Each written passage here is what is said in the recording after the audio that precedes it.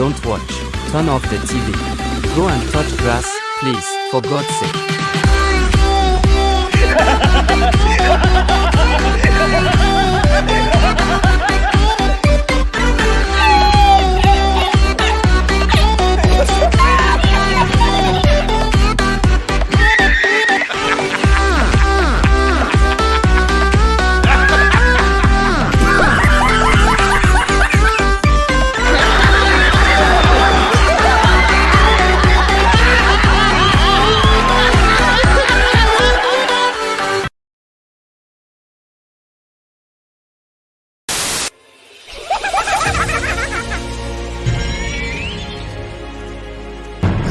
シャドウ1億、ワーズ・オフ・パラダイス2億、ミ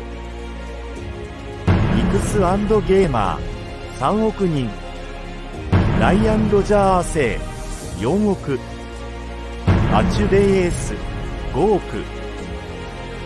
バラダーク6億、ウィル・オブ・ザ・ファンズ7億、ポリッシュドプロダクションズ8億、スマッシュ JT9 億、ヒップノーティック10億。何？要はまさに大 YouTuber 時代。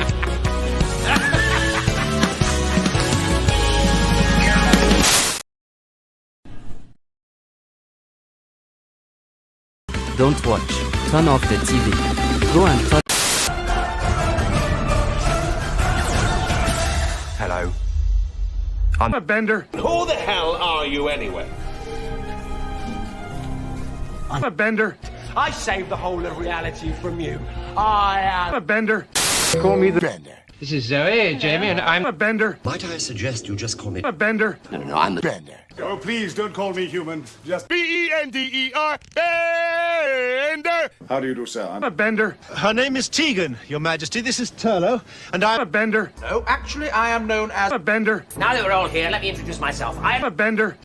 I'm a bender. And who are you? What are you going to do with a bender? Do you know what I see, Doctor? A bender. I walked in universes where the laws of physics were devised by the mind of a bender. basically run.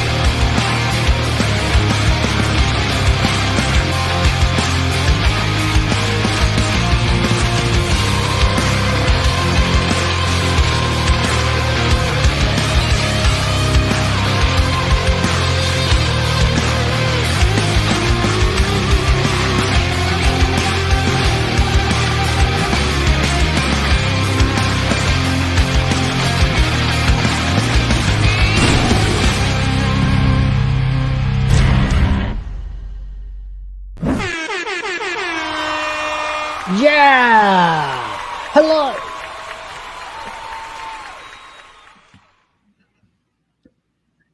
Yes, hello, it's WTF Live, and we are back. It's Thursday. Apologies, I have not been able to stream as much as I'd like recently. We'll get into a little bit of that briefly, but it's that show again where we discuss, dissect, disseminate, and distract ourselves from the nightmare of all of our entertainment falling into the abyss of politics, social justice, woke.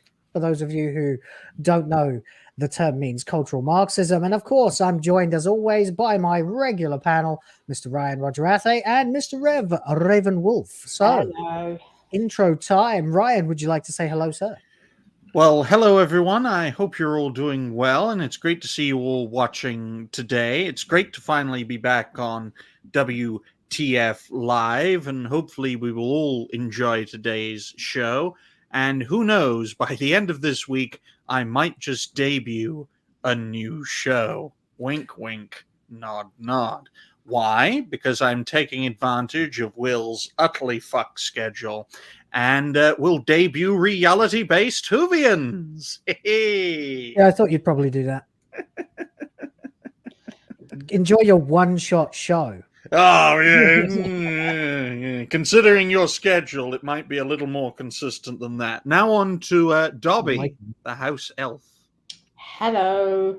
It's good to see everyone. Welcome to the channel.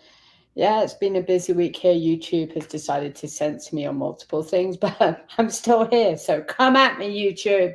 Let's get those likes up whilst we're in the chat as well. That it? Oh, yeah. That's what we got. All right, man. Fair enough. Thank you very much. Okay. Yes, of course, it has been a hectic time. My schedule's been all over the place. But unlike Ryan's ridiculous assumption of my actual general schedule, I have a thing that I have to do, and that's basically a one-shot thing that's going to have to happen, and maybe one more time after that. But basically, shouldn't interrupt Sundays any further. First of all, before any further ado, Happy Treason Day to the Americans out there. I'm not applauding them. Well, I mean, it's a backhanded compliment, isn't it? I mean, in calling it Treason Day, it's automatically assumed that you're, you know, some bitter old Brit. But unlike Ryan, I'm not a bitter old Brit. I'm a colonizer. I live in, of course, Asia, and I couldn't give a shit about the UK. However, it is, of course, also our election day today. Yes. And I feel like I'd be an idiot if I didn't at least pay some mention to it. Are you voting today, Ryan? Of course, I've already voted, Will. It's time for reform. And if they fail over the next 5 to 10 years, well, fuck it. It'll be time for reality-based. I might have built something to unleash. Ryan Roger App William, yeah? Yeah. All right, Rap, fair enough. For short. Fair enough, yeah. Why not? Anyway, yeah, so that's fair enough. Happy Treason Day. Happy 4th of July to the Yanks out there, although I think at this time of the stream, pretty much everybody... Well, no, actually, I can see a couple of Americans in the chat, so that's great. Shout out to everybody who is in the chat and is a member. Join the ranks of the Grift Force. It is worth it. I am going to be... trying to do a bit more for the members of this channel. I have not been able to until now, but I will have a lot of time with my laptop over the next few days, which is a lot of time I can spend making new emojis, and we're trying to get a few of them out. So if you'd like to, please feel free to recommend or suggest an emoji during the course of this stream that you might like to see and be able to use. I don't know if it has to be my face or something else or whatever. Just do that so I can make a list, and then I'll be able to try and make those emojis. I'm also planning to start doing monthly member streams for the top tiers, so that there'll be something where I can just go in and say whatever the hell I like about any bloody subject and talk to the members about themselves and stuff like that. So that'll be fun too. We're going to be bringing character battles in too. There's all kinds of stuff that's going to be happening after this little hurdle. So I owe you guys kind of an explanation. Obviously, I've had a kid. And contrary to popular belief, the kid is very well behaved and really doesn't eat up that much of my time. It's only the wee hours of the morning where I'm required there. So that kind of sucks. But the rest of it is an absolute joy. She's a very good girl. Baby of the fans is just a lovely, lovely little delight. I am also trying to get married. And that requires, unfortunately, as I'm not a resident in the country that I am a resident in, I am a tourist officially. I have to visit my embassy in order to be able to get an affidavit that I have never been married before. So that's why, that's what we're talking about. So I can't really be around. There's all kinds of stupid hurdles I have to jump through to be able to do that. That's why I can't do Sunday. But we'll be back next Sunday. So I got to take notes for how the Philippines manages their borders, so I can use that as reality-based policy. So he can use that as dirt on me. Anyway, this is not yet a stream that's all about me. So we do have some topics that we need to talk to, of course, including Doctor Who, Star Wars. Apparently, we're going back to 2018 in regards to the discourse between the media and the fans. We can try and thumb in a bit of Dragon Age for you, Ryan, and of course, Final Fantasy Dawntrail is a complete and total mess at the moment. Oh yeah, of people who. I mean, the game is fine. It's just that the people who are playing it or claim to be playing it are furries and freaks. So we'll be going down that rabbit hole a little bit. But first of all, Doctor Who. Obviously, I think we've all made our thoughts on it pretty clear, right? I mean, the series was beyond the joke at this point, and it got the ratings that it absolutely deserved. If I bring them up on the screen, we can address them because we do actually still don't have the TV only +7s, which is very strange.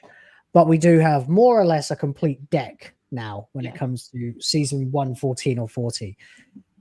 And well, there's a lot you can read into it, really. If you look at the way it started, the 2.60, and I still remember Mr. whatever Bolstrek was calling him, Poopy Pants TARDIS or whatever, was saying that 2.6 to 2.4 was a really strong showing as a drop, failing to acknowledge the fact that the show was in fact on 5 minutes after the one before it. So we started off really strong with bullshit for this show. And yeah, so there you go. I mean, now, of course, we watched it drop. Boom did horrifically low, considering I still think it was arguably the best episode of the lot. Well, only because the Doctor couldn't do anything because he was stuck on a landmine. Well, by that recognition, though, I would then think that 73 Yards was the best episode. And I think 73 Yards was do I think it was the worst episode? I don't know. What do you guys think? Best and worst? Because we did actually make some predictions about that, which I don't have on screen at the moment, so it won't make a difference. But what do you think?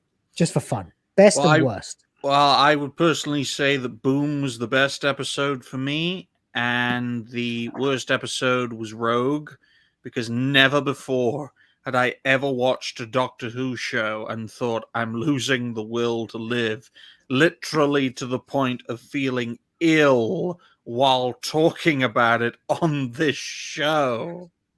What, Empire of Death?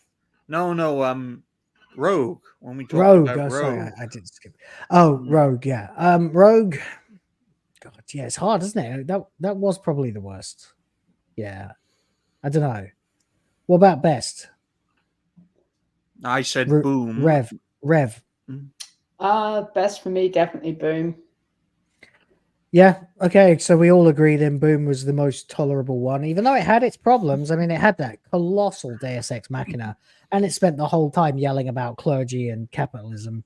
And I'm not a religious man, but leave the church alone, you know? I mean, for the most part, lesser of two evils. If I have to pick between woke and church, I mean, both of them seem to have had some evil designs on children at one time or another.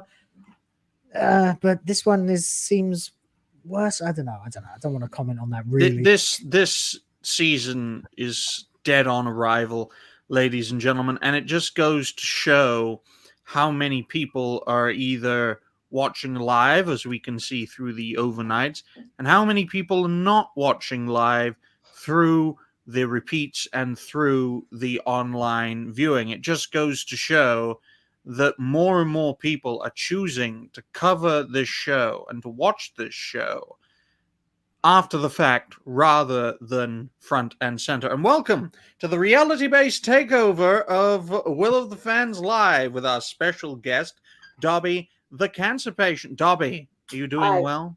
I'm doing good. How are you? Yeah. Just crap the bed for a second there. We okay? Yep, doing very well. The takeover was 30 seconds long, ladies and gentlemen. Even shorter than when Az does a female, which is 38 seconds. There we go. Az doesn't do anything anymore. Anyway, so yeah, you were saying? Well, I was saying, in regards to looking at these ratings, folks, more and more people are watching after the fact, whether it's repeats or whether it's using new media. And I think this is a trend we're going to see more and more of because, folks, it's the 21st century. People are moving on from terrestrial television and even from live TV viewing. And that doesn't include the fact that the standards of entertainment are just getting lower and lower and lower within mainstream entertainment. I mean, if that wasn't an issue, then you probably delay the inevitable in regards to viewership. But the fact that these shows, and it's not just Disney Who, there are many others, are just dying, dead on arrival projects. Some do well. I mean, the Fallout TV show is an example of a show that has done well. But in this case, we have seen the lowest viewership ever for Doctor Who, and it's all pointing in one direction: the destruction and cancellation of another great franchise. Oh, 100%. Yeah. Absolutely. But of course, now they're going to try and do a spin-off show, which is not going to work. Now, of course, there's this, which I did bring up briefly in a video the other day, which was just another look at how bad this has really been. Because if you look at this, and I know it's not hard, it's not easy to see because it's an image for a start, so you can't really arrange it too much. But the second worst viewed episode of Doctor Who ever is Dot and Bubble. That's what they're saying anyway, with 3.38 million. But of course, you'll see that is in fact the +7 consolidated all device rating. And I don't believe for a second that should be held against Classic Who. I think that you should eliminate the 4-screen if you're going to do comparisons, because people only had televisions. So numbers like that are irrelevant. So Dot and Bubble then becomes 3.10 over 7 days, which is a tie for first place with Battlefield Part 1. And did they even have repeats back then on the same channel nearly a week later, though? No. It was just one episode, and if you miss it, they might repeat it eventually, but not in the same week. I mean, you had a VHS probably. I mean, we're talking about 1989. So most people by that point would have, well, half of people would have had VHSs by that point. So they would have been able to do something about making sure they saw it. And I don't know how they used it. Some people have come into my comments and tried to explain how they used to do it, but I don't really understand it. All I know is that they could basically measure it over a week. I guess they probably repeated it and things like that. But if anybody would like to let us know, please go ahead. But yeah, Dot and Bubble then, as 3.38 is officially the second lowest, but it's really the first. And if you actually wanted to be ultra fair, you only use the first column, the overnights. That is literally the only information you need when comparing this to the bulk of classic Doctor Who. And every single episode then becomes the lowest viewed ever. Every single one. Because if the lowest previously was 3.10 with McCoy's Battlefield Part 1, which was the first episode of the last series, season 26 of Classic Who, then yeah, you absolutely are seeing just, I mean, it's appalling. You are 500,000 people below that for episode 1. You're 1 million people below it. You're more than 1 million. You're 1.1 million below that for the absolute lowest point. I mean, maybe they should cut down the episodes by 20 minutes, just like in the classic era. Have it about 25, 30 minutes long. That way it can be short and sharp, ladies and gentlemen. I'm merging words together like it's 1984. But if they want to adapt to a younger generation, the TikTok generation, you got to make shorter content within their attention span, and then be like Michael Bay and throw action at the adventure and the science fiction, and then inject the woke bollocks in it if you want to do that. You don't do that by having these longer shows, these streaming shows, I mean, Doctor Who has also done this in the past, using a longer format, which is like half a movie or like a full movie. If you do, part 1 and part 2, 45 minutes each, that's a 90-minute film, technically speaking, folks. But with this new generation, they prefer shorter form content. At most, rather, half an hour. Anything more than that, and they fucking lose interest. Unless you just throw everything at them. Bam, bam, bam, bam, bam. Yeah, you have to bombard them. They don't seem to be able to hold an attention span anymore. It's kind of annoying because there are so many things that you want to show them. This is one of the reasons why I'm never going to let my kid have TikTok. It's just never.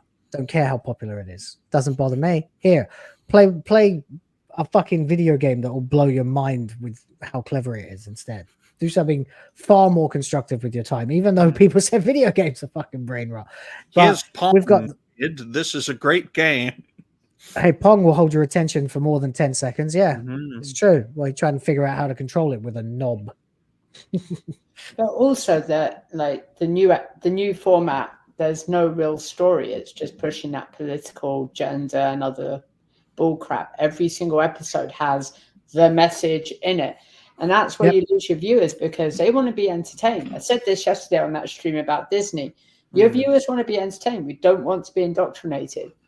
It'd be so much more entertaining, though, if they actually wanted to spread the message. Imagine episode 1, the Doctor takes on evil racists who travel in time to destroy Rwanda like a special place in his heart. Or another adventure where the Doctor has to stop evil alien homophobes who believe in 2 genders and a nuclear family. Something like that. Be entertaining about it if you want to spread a fucking message. I mean, that would probably fall into the lines of parody, though, which is why they don't. They won't do anything that will make it too obvious that what they're doing, because if they do, then they realize that people will just laugh at it, because we used to laugh at it until it became so ham-fisted and egregious. Like, remember 20 years, well, maybe not Ryan, but I remember the Sonic 20 years dildo, ago, ladies and gentlemen. I mean, that is basically what the 13th Doctor's Sonic looked like. It did look like a rampant rabbit or something. But yeah, I mean, 20 years ago, everybody was pretty tolerant. We were. And we laughed at, the insertion of shows like Queer Eye for the Straight Guy into our zeitgeist. And God fucking help us, metrosexuality was being hyped all the time, so guys had to take care of their appearance. Yeah, we all sort of collectively got tired of it. Everyone had to look like Richard Hammond or David Beckham. Yeah, there was this show. No, it was on Sky. I'm trying to remember the name of it. It was about firefighters. It was one of these American shows, and they were all talking. One episode was just about metrosexual person, and I just remember thinking to myself, "What the." Yeah, I can't remember the name of the show, but it was some, I don't know, it's like firefighters in Chicago or something. Oh, Dobby likes watching metrosexual firemen. I mean, we had terrible things like David Beckham wearing a fucking sarong and stuff like that. It was I don't know cringe. What that is, Will. What's a sarong? You see, this is what happens when you ended up having to engage with these metrosexual freaks. It's a skirt, mate. It's like a sheet that you wrap around. Women wear them on the beach to cover their bottom half when they don't want to get too much sun or show everybody the thong they're wearing. It's like that. And we had pictures of fucking David Beckham walking around with Posh Spice wearing a goddamn sarong. Look, like that. Oh my God, it's 2004. Yeah, it is, yeah. That's what I'm talking about. It was mainstream then. Why do we need all this agenda pushing shit? We don't. We never have. And that's why it has failed so spectacularly. So, dragging this back to my original point, you can see here that 1, 2, 3, 4, 5 episodes. Empire of Death, Boom, Rogue, The Legend of Ruby Sunday, and Dot and Bubble are all in the top 10 worst viewed episodes of Doctor Who since the show began.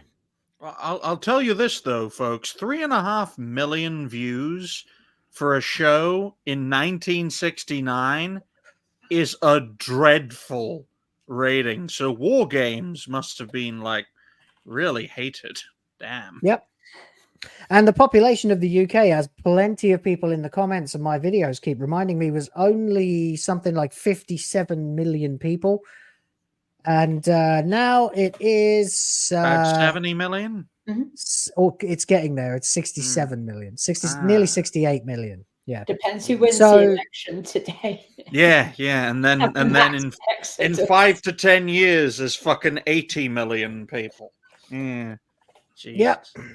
So we have had an increase of something like 17% in terms of population. So these numbers really, given that there wasn't much alternative way to watch, I mean, this Trial of the Time Lord is here just below the top 10, 3.7 million. That was Colin Baker. So that would have been when people had absolutely, well, it's 1986. So most people didn't have a VCR at that point. It was CD players were new. This was all new technology. It was like the early years of DVD. Not many people had them straight away. So it's not like people were recording them. They had to watch it on broadcast. I said breakfast? What the fuck's wrong with me? I'm having a stroke. 3.7 million, 3.9 million. You'd have to add 17% to them, basically, to get an accurate representation of the population. You adjust for inflation, basically. Population inflation. Do you know what we're not seeing here, folks? We're not seeing anything from the 1970s here. We are not seeing anything from the mid to late 2000s or even 2010s here. What we are seeing here, folks, are the dying days of Classic Who, for the most part. And there are a few exceptions. We have one episode towards the end of Tom Baker's very long run, and we have Disney Who. Yeah. In the top 10, you've got Full Circle Part 2, which is 1980. So it wasn't exactly the dying days. But apart, and then the War Games, of course, as well. There are exceptions, but yeah, you've got Battlefield, which was the last series. There's 2 of them in the top 10. And everything else is either Whittaker or Ncuti Gatwa. The other thing with Sylvester McCoy is I think people really bored with that whole kind of run towards the end of his tenure. Yeah. Because they couldn't And they were... they couldn't work out whether he was going to stay a clown or just like turn super serious. So they tried to make it serious. And I think viewers were like, nah, we're done, mate. Sorry. It was a bit like Columbo back then. Well, when you have that kind of format going 26 seasons in a row, it's very unlikely that such a show is going to continue firing on all cylinders unless it's like a soap opera or something. And I wouldn't consider Classic Who, New Who, or Disney Who to be a soap opera-esque. But the signs are there, folks, in terms of Disney Who. Yep. Well, in terms of the 23 here, folks, we see 1, 2, 3, 4, 5, 6, 7, 8. We see eight episodes. All 8 episodes are in the top 23 in terms of Disney Who. Yeah. Yeah. And it's absolutely abysmal. You can see I've sort of highlighted them, but not quite as much because they're not in the top 10. But yes, that's right. Number 22 is 73 Yards, which was the most viewed. So this goes down all the way to 100, which is Power of the Doctor, actually. The Doctor Falls, that's a Capaldi episode. There's lots of Capaldi and Whittaker in the low end of this. Then there's lots of the Dying Days of Classic Who and lots of Capaldi in the mid. All of the latest series is in the top 22. Congratulations. You have made a series that occupies the the first fifth of the list of the worst, the most and also don't forget there's no audience appreciation anymore. There's a couple of random old episodes that don't have them, like I think further down you can see some of them, like State of Decay and stuff like that. But there's always an audience appreciation index. You can see 69, which according to Doctor Who TV is considered goodish. If 60 is poor and 85 is excellent, 69, nice, but not so nice. Anyway, there you go. It's all been a complete shit show. The series looks completely embarrassed, and of course, Russell T Davies is here to try and tell us what else has he told us. He's told us that he was inspired by The Last Jedi, the movie that cracked the Star Wars fan base in half, and he's telling us, oh, he's really proud. We know we don't have the ratings, but the 28-day figures and metrics from younger viewers are faring much better. 28 days, guys. 28 days is not a useful metric when it comes to measuring interest. No. In fact, I'd argue that 28 days measures disinterest. You're basically just admitting that no one actually gave a shit enough to watch in the week that it aired. So you extend your area of interest to 4 weeks. It's been, what, 4 weeks maybe since The Acolyte started? And I'm considering watching it to review it. You know why it's taken me 4 weeks to make this decision? Because I'm not fucking interested. You're not missing much. I mean, The Acolyte is worse than Doctor Who, and that's said quite a lot. Yeah, people seem to like it when I review stuff, so there have been a few requests. So at least no aliens squirted on Dr. Nkutty or Doctor Who 2. No, but we did get a nude Sith Lord in the latest Acolyte. Well, he's Asian, so you can't see anything. I need that sound effect, don't I? No, you don't. That's why all the ladies love you, Will. You're the only man there with anything under there. Well, I'm not going to tell you you're wrong. So, but I'm not the only foreigner here. And we are a very popular class of people, despite being technically an underclass. Hey, Dobby, you've got a chance somewhere. Fuck if I know. Anyway, yeah, so Doctor Who shit show. One of the reasons, of course, was the revelation at the end about Ruby Sunday's mother being just a normal woman. And I think in many ways it's actually worse than The Last Jedi.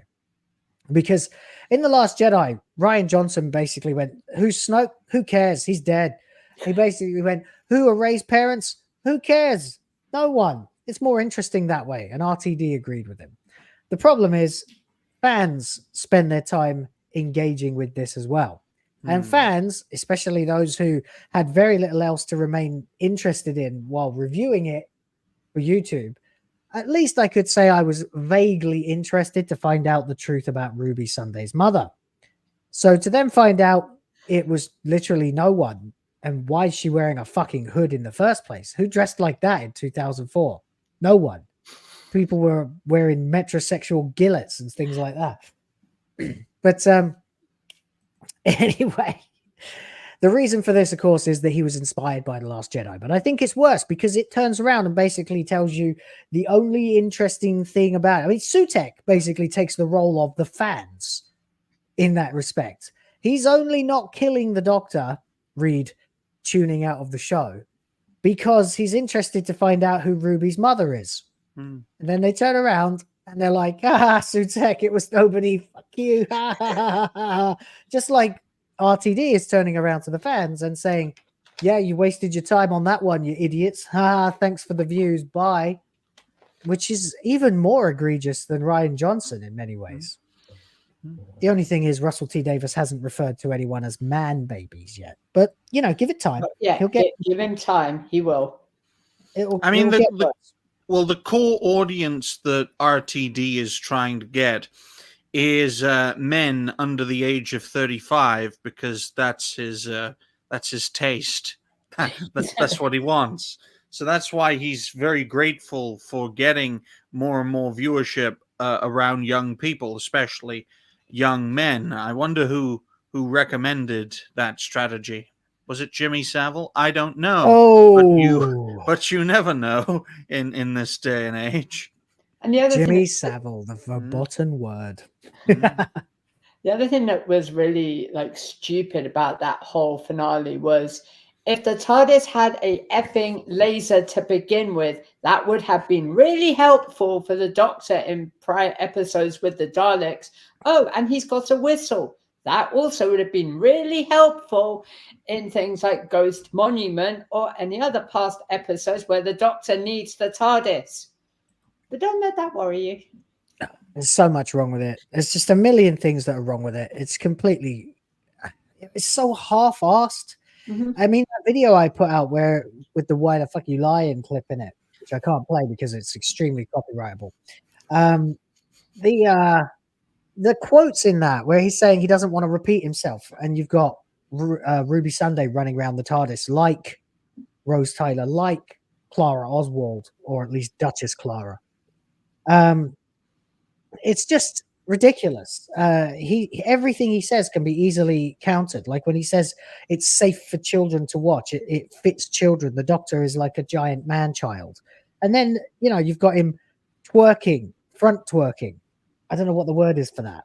Jerking and kissing the rogue. And dude, this isn't for kids, man. Like if kids are going to grow up and end up having deviant lifestyles, then they're going to do that without your help.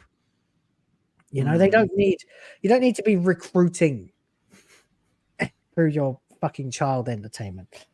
But the reason that the show collapsed really was because of that ending. Yeah, gyrating. Thank you, Steve. And that's because he took inspiration from the worst Star Wars movie.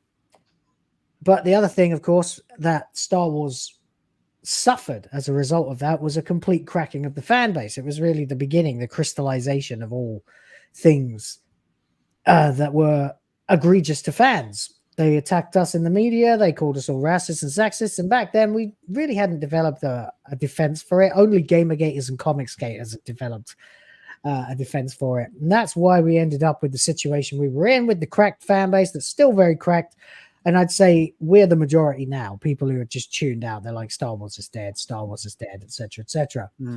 However, some folks, to do a segue, still seem to think that it's that era, even though it absolutely isn't.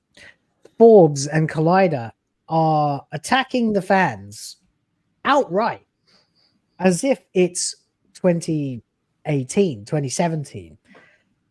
And you can see this in the way that they've responded.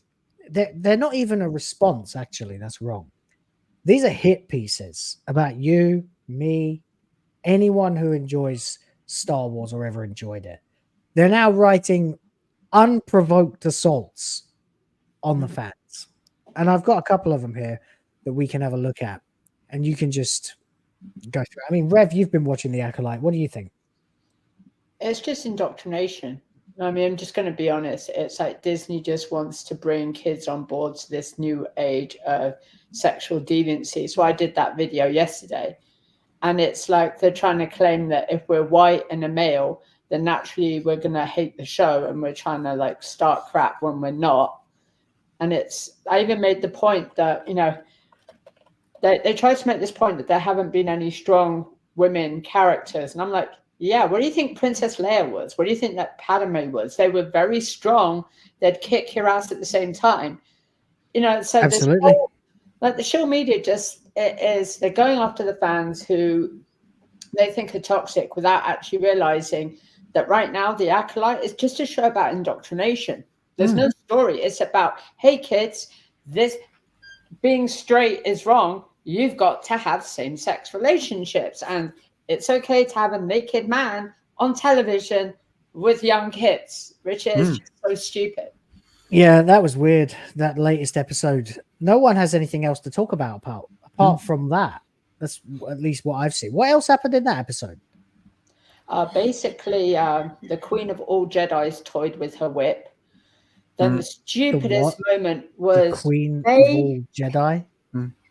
May is she's like in the spaceship, like fucking around, right? Basil, the hamster, goes to find her, and he's like, "I know who you are."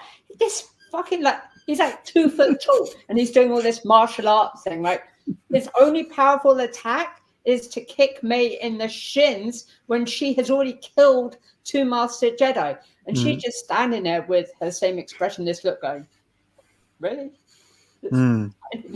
That squirrel should have been like, "Please don't squirt on me, other black female." No, but from what I've seen, ladies and gentlemen, where are the straight white males in the Acolyte? Where are they? They're background characters. They're extras. Yeah. They're nowhere. Completely ridiculous. So basically, the only thing to actually mention about that episode was the fact that the Sith Lord, who is the little Asian Ezra Miller looking dude. Little Asian. She's with. I mean, what do you want me to say? I live in Asia. Look, She's got the lightsaber. He willingly just stands there, holding the lightsaber against his body. Kill me. You could have just killed him. Why are you following him down to and then following him back to the cave, which just happens to have food in it? I mean, I think we all know plot armor is plot armor. It's just that the writing is so terrible these days that it requires plot armor. Like, people criticize the prequels for this, where something just happens out of a contrived reason to move the characters to where they need them to be so that they can actually have the plot interact with them and the plot can happen. It happens all the time, and it happened in Doctor Who as well. And that seems like exactly the kind of thing that's going on here. It's like, oh, well, we need the bad guy to survive a bit longer, but we're going to write him into several situations where he could easily get killed. I mean, how many Jedi did he face off in episode 5? Like Plenty. 7. Fuck my life. That's ridiculous. And most of them are knights and masters, right? There's only like 1 or 2 Padawans. I mean, we all know why, though, he wasn't killed by the female, because the female wanted it. It's as simple as that. And that's what Leslie Headland is trying to tell you all. She writes what she knows. And you're basically seeing an example of Harvey getting out of the shower, seeing one of his clients for the casting couch. She could, the victim, could easily have run away or attacked him. But no, they wanted him because of his position and his power. This is what Headland does. She does it very well. She writes what she knows. And yes, Dobby did mention Headland's girlfriend, who is a character, a green-looking bitch, using a purple lightsaber whip to get rid of a black insect. Purple. Yeah, Yes. purple. They're supposed to be super duper rare. I The know. purple lightsaber. Any kyber crystal apart from blue and green is supposed to be ultra rare. Mhm. Even red is not common. It's ridiculous. No, but we've been seeing plenty of yellows recently. Yeah. They want us to think that the yellows went extinct. I'm sure you can come up with some kind of joke about Asian people based on that, Ryan. But it's ridiculous. Did you see what Chato said? You know, the former TV executive guy, call me Chato on YouTube. Oh, yes, the nice guy. Yeah, he pointed out yeah, he is quite nice. I said in my video, I think he's too nice too often to these things, but that's because Moderate, he so moderate for too much of a moderate for his own good. Absolutely. I agree. And I think that I actually think he's a very necessary voice among all of us who are much more hardline. Because you do need people who know the inside stuff and are a little bit more tolerant of this. But then he comes out in his latest video and says women should be banned from producing, writing, or directing Star Wars entirely. Oh my! Could you imagine if I said that women shouldn't produce? Could you imagine if I used another protected group like black people should never direct a Star Wars project, or I don't know.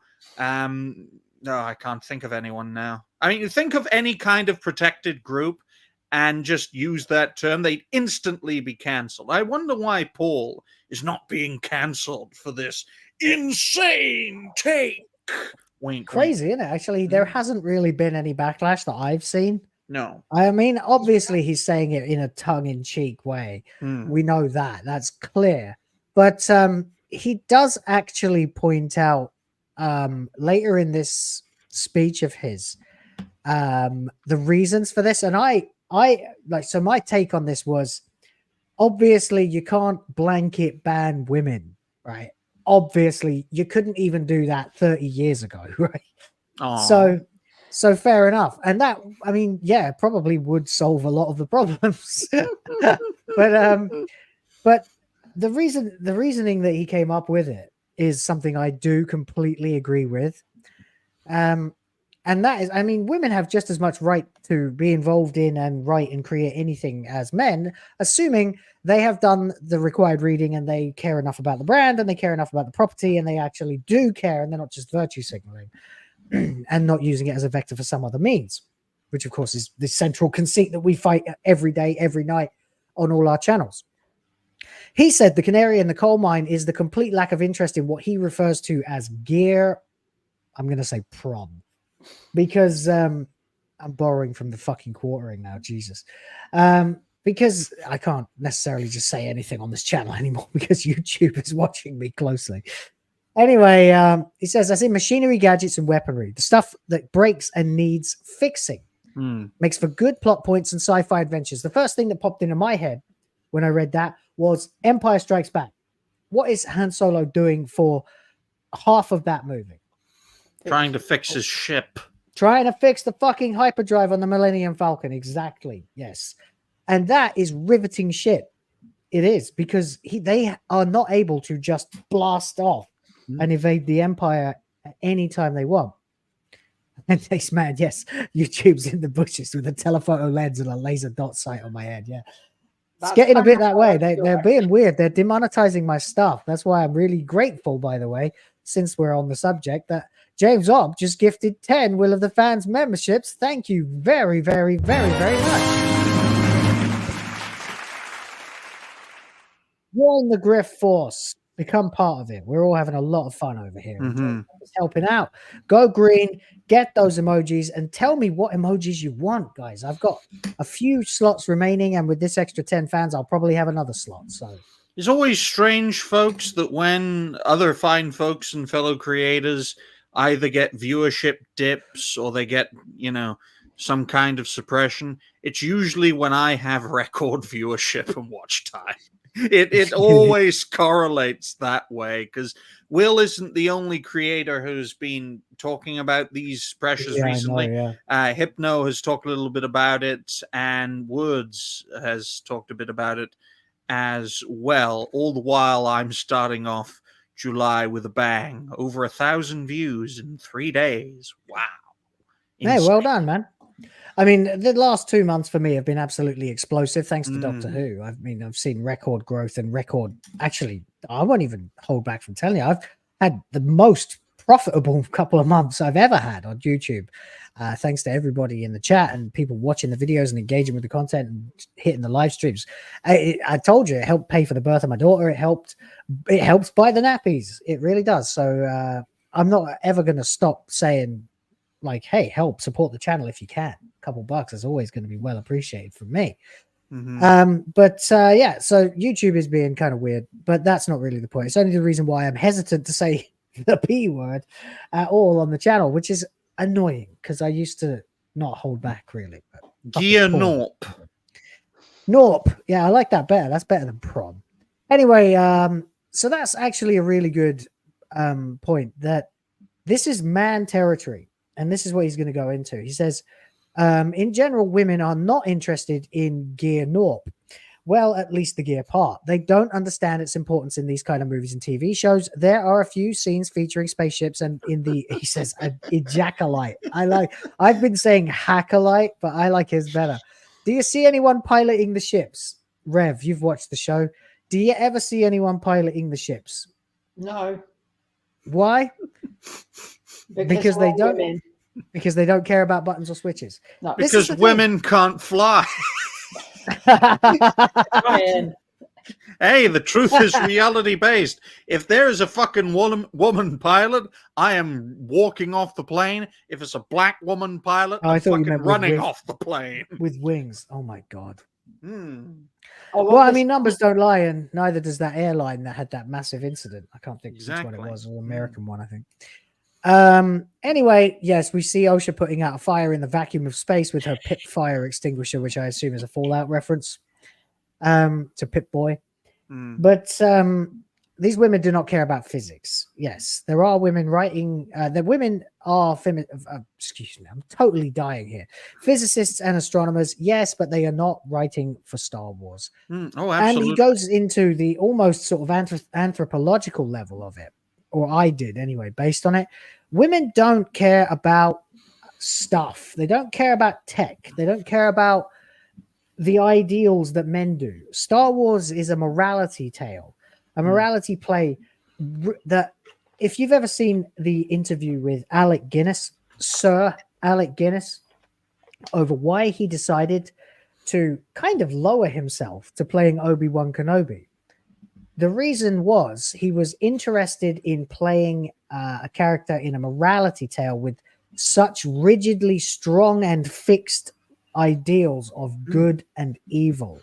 Star Wars, at its core, take out the space and put it in the medieval times, whatever, replace lightsabers with Excaliburs, and you've got the same damn story, good versus evil. And the evil has been perverted to look more acceptable, more relatable through Disney Star Wars, while the good has been constantly undermined and compromised. Why? Because this is the sorts of things that women like.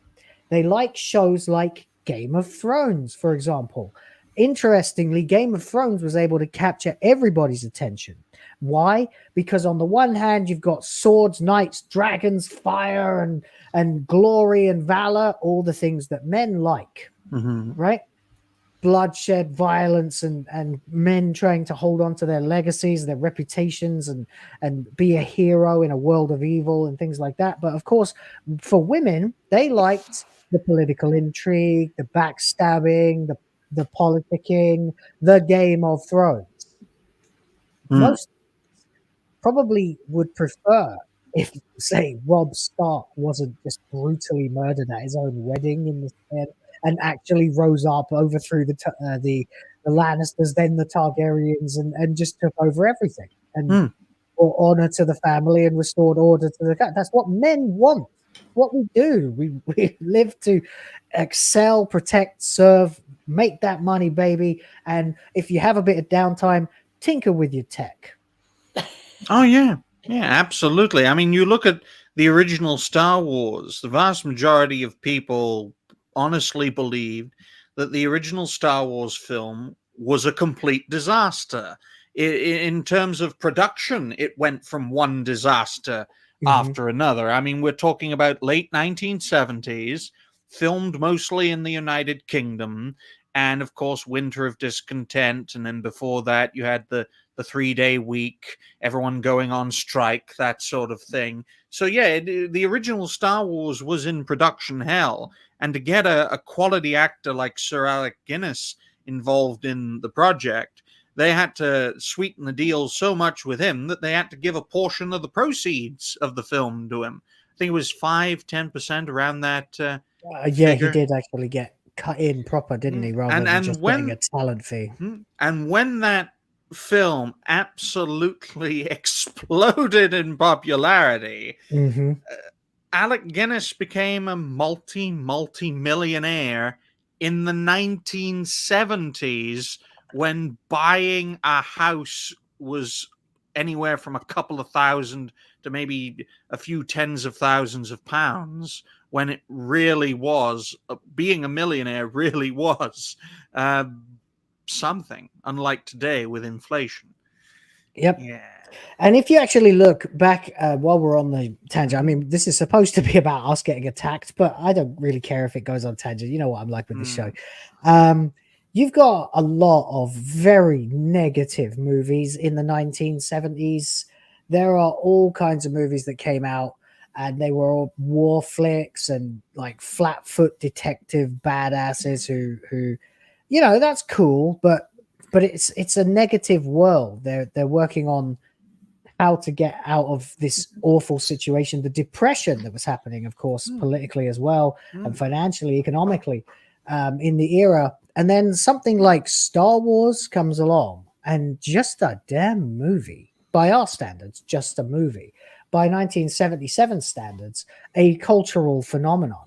Somebody actually made something that was uplifting and gave young boys and men a new vision of hope, that there's some good in the universe, that we do still aspire to greatness, to goodness, to decency, and all of those things.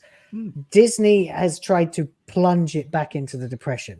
Now they're trying to turn Star Wars into the movies that were present in the 70s, where everyone breaks the rules and has moral gray areas. Go on, Ryan, sorry. Well, I was going to say that's why it was decided to rename the original Star Wars film A New Hope, because looking back 10, 20 years after its original release, it wasn't just a new hope for the galaxy in building a rebellion against the Empire. It was a new hope for popular culture, because when you think of, say, Cyberpunk 2077, that world where it's, you know, dark, depressing, a techno dystopia, look at 1977. It's dark, it's depressing in the United States, the United Kingdom, and it provided a literal new hope and a new era of popular culture in film and wider entertainment, which really boomed in the 1980s and reached a peak, I'd say, in the 1990s.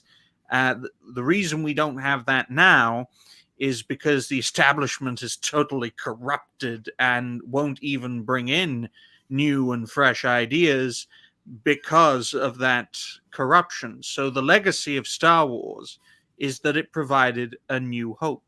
It indeed did. Generation. It really did. That's not an overstatement to say. I know it sounds a little oddly out of character romantic for Ryan to say something like that, but he's absolutely right. It did give people a new hope. If you watch, I mean, obviously Empire of Dreams, the documentary that came out with the DVD release of the Star Wars trilogy, the original trilogy, it's obviously going to be blowing smoke up George Lucas's ass, but it also does point out, and to some level of complete accuracy, the level of depression that was in the Depression. Look at the media that was prevalent in the 70s. You got Serpico about corrupt police, Yakuza, dirty money, Mean Streets. You've got a lot of movies that are, gritty. And we seem to be right back there again. Because it was a gritty time, man. I mean, you think about the 1960s, the Summer of Love. You think of the 1970s, it was essentially the same thing, but for the masses.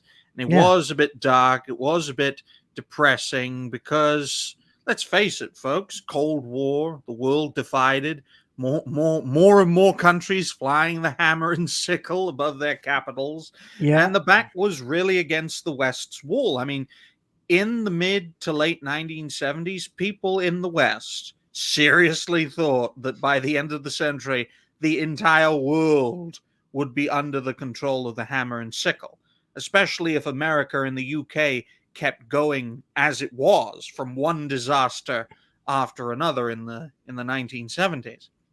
But thankfully, this is why Star Wars was so important, not just in a pop culture perspective, but a cultural perspective. Yeah. It changed the landscape from pessimistic to optimistic, and that's why when the prequels changed the culture. When the prequels came along, folks, by that time, Star Wars, I dare say, was the largest independent franchise out there ever. It was. There was nothing. It was one of the only independent franchises, first of all, because Lucas had made so much money, and he had basically, because I mean, the story is, of course, that no one would finance the movie, and it was Alan Ladd Jr. who agreed to bring it to Fox and produce it, but they weren't going to promote it, and so he was able to capture all of those merchandising rights, which of course is why Yogurt makes jokes about merchandising in Spaceballs, because Lucas was the first person to really do that. Everybody had a Star Wars t-shirt. Everybody eventually had the Kenner action figures. It was the first real pop cultural wave phenomenon, caused by visual media. It was almost as pivotal as having the first Superman comics, because when those were first released, it was a cultural phenomenon because people saw it as, holy crap, these stories are really good.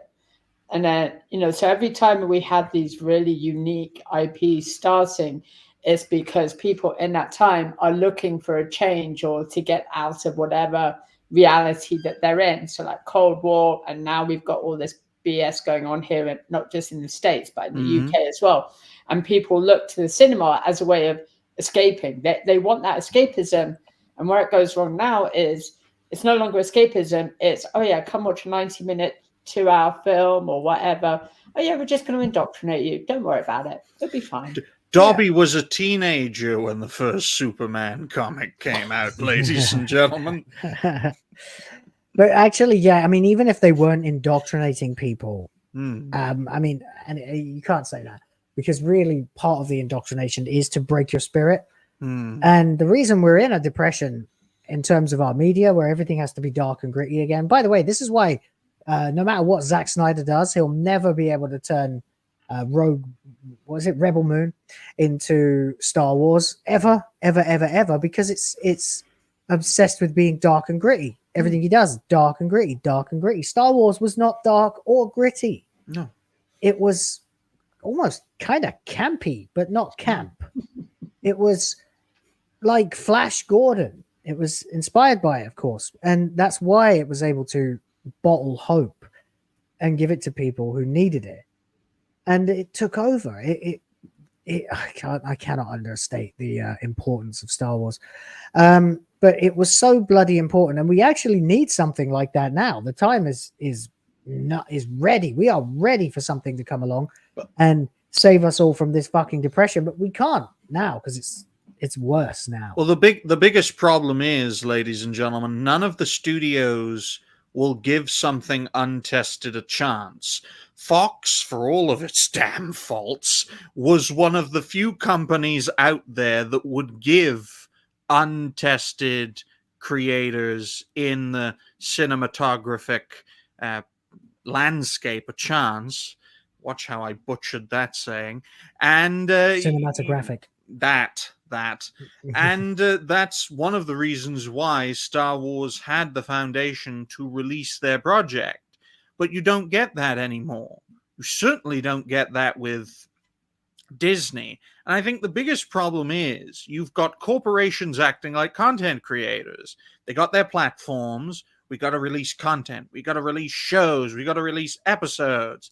We got to build up the platform so that there's a reason people can pay a subscription fee so we can get more money than fucking sense. That kind of mindset is not going to lead to an increase of standards. It's going to lead to a decrease in standards while you rake in all that money. But you're living on borrowed time in such a scenario. Once the streaming bubble bursts, and you're starting to see that with plans for merging some of these platforms, Paramount and Warner Brothers merging their streaming platforms in desperate attempt to survive. But once that streaming bubble bursts, I think those bastards are completely fucked. But it doesn't matter to Disney. Likewise with the BBC, because they're not financially based institutions. No, you're absolutely right. Absolutely right. And this is why Chato points out that if you're going to bring a bunch of feminists in to run Star Wars, you're going to end up with, first of all, obviously the heavy-handed, ham-fisted attempt to subvert Western culture and everything, and actually end up diminishing the hope that Lucas created. But he also points out a couple of things which stand up with what I've said before. In other videos, I've gone full Stefan Molyneux and pointed out that, and I'm going to do it again because, hey, YouTube, don't shoot me while I'm making the speech. Men in primordial times, in prehistoric times, what do? We had to go out, we had to die to bring food home, right? That's what men had to do. We didn't have to do it. I mean, we're lucky to be born now. They had to go and they had to fight and they had to kill and they had to do by any means necessary. They had to bring home the bacon for the whole damn tribe, which is why men ended up learning how to work together innately, which actually reflects itself very well in the way that men interact socially these days. You get a group of dudes together in the pub. What are they going to do? They're going to, oh, how you doing, Ryan, you old dickhead? Oh, I shagged your mum last night. Yeah, she said you were shit. And then a few pints in, they're all hugging each other. They're like, I love you. You're my brother. You're my best mate. You know, there's no rules once a couple of guys are drunk. best friends. They can be as absolutely emotional as they possibly want. Women, on the other hand, different kind of thing. Going back millions, or not millions, but tens of thousands of years, women would have to stay behind with the children, and they'd have to raise them, and they would need to go to sleep at some point, which meant that they would have to rely on the other women in the tribe to take care of their babies while they were asleep, and then vice versa. So they ended up with a relationship based on convenience to each other, ending up meaning that they had to make sure they were never ostracized from the group, the coven. So it goes then that women became more obsessed with relationships. Who's backstabbing her, my friend? Oh, I must out them from the group because the group must be strong to protect the children. So that's why they love gossip. That's why they love all this shit. I'd much rather be a man, to be honest. It's not fair, but it's anthropologically sound. Darby prefers to be a woman, though, Will. He said many times that he enjoys dressing up in women's clothes. I mean, I thought I had bad tastes in fashion, folks. But look at that. Look, I have hair on my chest. I mean, you look like you're working in a hardware store or something. But yeah, fair enough. Me working. Whereas I just continue to look like a Pokemon trainer well into my late 30s. Oh, dear. Oh, well. Anyway, so he pointed out Leslie Headland didn't care about why the land speeder needed fixing. She cared about the poison that would end up killing Torben, because women love murder. They love murder shows and real crime podcasts. His wife loves them. Poisoning a man is exactly what a woman knows other women want to see. Hence Game of Thrones' popularity with both sexes. Like I said, guts and glory for men, blood and guts, and secrets and intrigue and lies and gossip and deceit and backstabbing for women. Soap opera. Yeah. I mean, it's kind of true. It's something that Agatha Christie pointed out as well. Most of the times that she's had the women being murderers, they use poison. It's kind of, it's the... Yeah, because they can't overpower men. That's why. Yeah. So they had to come up with these conniving ways to kill. Yeah. And that's a thing. Look, you can get angry if you want about what we're saying about this matter, but it happened for a fucking reason. A set of reasons, a billion reasons over tens of thousands of years. This is humanity. Fucking face it. Stop trying to fix it and just embrace what you are. Drives us crazy. Anyway, James Opp came in for $5 a little while ago, and thank you very much for that. He said that the reason he pointed out the memes is because they're relevant to the conversation. I think he dropped a couple of Acolyte memes or Disney memes in our periphery on the memery on the fans Discord that you should all join, by the way, because you're all in there chatting, and I like to drop in from time to time when I have a moment. It's a lot of fun. I've been able to find this couple of memes here. We've got Murky Mouse, or Mickey Mouse, if you like. Lizzo Mouse. Yeah, same. Yeah, that's true, actually. Fucking hell. Damn. Remember, boys and girls, good reviews only at MCU Studios, Woke Disney's Lifetime All Access Press Pass, Fart Wars, Lesbian Space Witches, The Power of Many, and Doctor Who Cares. Remember, you can't say the power of many without the power of man. Yeah. Or knee. Or, yeah, get on your knees. Yeah, that too. This other one we have, Leslie. God damn, she looks like evil Harry Potter. Looks like Harry Potter had a baby with Malfoy. And says, but I used my life's experiences to make the modern audience version of Star Wars. You can tell an American wrote that meme because of all the spelling mistakes and inaccuracies. Oh, be nice. He dropped a super chat and gifted 10 memberships. I'm called reality based for a reason. Here's my friend, financially based. Oh, thank you for the money. More gold coins. All right, man. Good luck staying fat when you don't have any cash. Anyway, I'll just eat Dobby.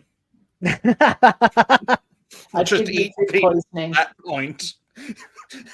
While we're on the subject, another one. Look at that. It works. Adam Juman for 2. Thank you very much. Thank you for your service in blowing up brown people. Happy 4th of July, and actually, sincerely, thank you for your service, even though it's not necessarily my country. Respect the troops. Sincerely, they do things that we can't or won't, so we don't have to. It matters. So, big respect. Anyway, to the point then, given how passionately we've been talking about Star Wars, it seems we could pretty much classify ourselves as fans. Fans of the themes, dare I say it, of good, evil, hope, glory, and everything like that. The core, the things what's that? None of which we see in the Acolyte. The Acolyte's all about, hey kids, want to be indoctrinated? Watch our show. Yeah, and also James Ott points out his spelling mistakes were deliberate, which they did seem to be to me as well, because he hasn't done them before. Anyway, while we're on the subject, so Forbes decides to say that Star Wars fans are being weird about the Acolyte. Do you think we're being weird about the Acolyte? Weird. Yeah, exactly. That's what I thought as well. They go into the episode breakdown, and they basically point out the war over Wikipedia over Ki-Adi-Mundi. So I don't know. I don't think we got to talk about Ki-Adi-Mundi yet on this show. I think he's been referenced before, but the point is they changed his age. Yeah. Well, they didn't just change his age. They sort of implied that he's part of a cover-up. Because how easy would it be to hide the deaths of, a dozen Jedi in high positions as well, out recruiting on some witch world or wherever the hell they are, and they all start getting killed by someone with a red lightsaber, and no one finds out about this. For him to be able to say the Sith have been extinct for a millennium, no one must know about the events of this series. That is a problem. They could have literally just not had Ki-Adi-Mundi in this show. They didn't have to. He's not that important a character. They could have just kept him out and nothing would have changed. But maybe it was his secret agent name, Mi-Adi Kundi. Mi-Madi Kunti. Oh, sorry, no, that's Alyssa. Anyway, I think that's where he was going with that. So that's where he sticks his head. Oh. No. It's actually Alyssa in costume. That's why the head is so big. I bet Financially Based doesn't have cardboard curtains. No, they don't. No, I have plywood behind these curtains, actually. But the curtains are not made of cardboard. Anyway, Ki-Adi-Mundi, not that important a character. Why the hell is he in the show? What do you think? Oh, it's just like an Easter egg. They always love throwing these Easter eggs about. Where's Yoda? Because he's been alive for centuries. Where is he? Some people have said, and they're absolutely right, I think, that they wanted Yoda for this show, and they couldn't have Yoda because it would do... I mean, can you imagine what the fuck would happen if Yoda was in this show with the lore? He'd have to have same-sex relationships and carry a bigger whip. He'd have to have his mind wiped. Yoda's been gender swapped by Leslie Headland's girlfriend, who is a green alien. Yeah, but I'm talking about the lore breaking, right? Ki-Adi-Mundi knows that there is some shit going on and Jedi are dying. And I don't know, does he know at this point that it's a Sith Lord? Because the guy has called himself a Sith, but he wasn't there, right? But he doesn't call himself a Sith Lord. He says, I'm just a Sith. But then we're told that says... It's the same fucking thing. It's like saying you're a Jedi or a Jedi Knight. It doesn't matter. You know? Yeah, but apparently Sith is a racial slur now. Fucking what? Apparently, the word Sith is a pejorative used by Jedi to other Force users who are not Jedi.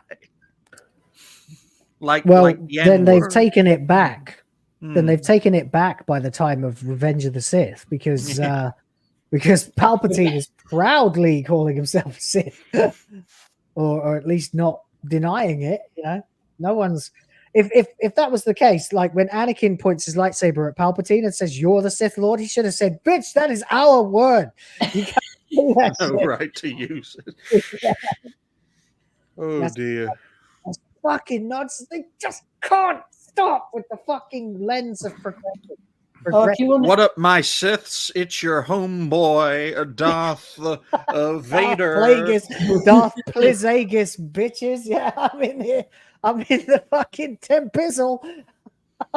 Oh my god, it's a Sith. Oh my god. How dare you call me Crips and that? Bloods. No wonder they're all angry all the time. If you call them a Sith, they just rage at you and start trying to kill you. It's fucking Crips and Bloods. That's what. And the stupidest thing that Leslie Headlands and Filoni have now agreed on is they're going to bring back Luke Skywalker into Ahsoka too. I kid you not. Luke Skywalker would not even know Ahsoka. It's the wrong timeline. Because Ahsoka already knows an adult Anakin. Which means if you try to bring Luke Skywalker into the Ahsoka series... Well, they've met before, Dobby. They met in before. Boba Fett. Yeah. Those 2 episodes that had nothing to do with Boba Fett. Ridiculous. Oh, it's so stupid. It's so transparently, obviously stupid that people cannot handle it. If you wanted context for The Mandalorian Season 3, folks, you had to watch a few episodes of the Book of Boba Fett like it was Mando Season 2.5 or something. It was Mando Season 2.5. That is all it was. With Vespers and... Fuck me. Dobby, don't eat that cat. I saw you nibbling on it. See, look, it's afraid for its life. It's making mewing noises. One of these days I'll get my cat in here. But my cat makes too much noise. That's why she's not allowed in here. Don't you start eating cats. I know that's normal in your part of the world, but come on, man. What, eating pussy? No, eating cats. I don't eat cats. Asians don't eat cats. Well... they eat dogs. Well... But Filipinos don't eat dogs. They eat pigs. How can they tell the difference? They can barely see. Oh, all right. Ryan. Jesus Christ, Ryan. It's your fault I'm getting demonetized, isn't it? Because the truth is reality-based. Exactly. And YouTube is not. Well, whatever. Anyway, there you go. You're getting your racist emojis in the chat. Guys, let me know what emojis you want. Rope let me know. Emojis and lamppost emojis. Oh, fucking hell, I'm tempted to do that. Hey, I remember this article. This looks really familiar. Yeah, well, it was actually only published 16 hours ago, but you'd be forgiven for thinking it was published 6 years ago because it is literally called Star Wars' Biggest Problem is the Fans. Now, this, of course, is Collider.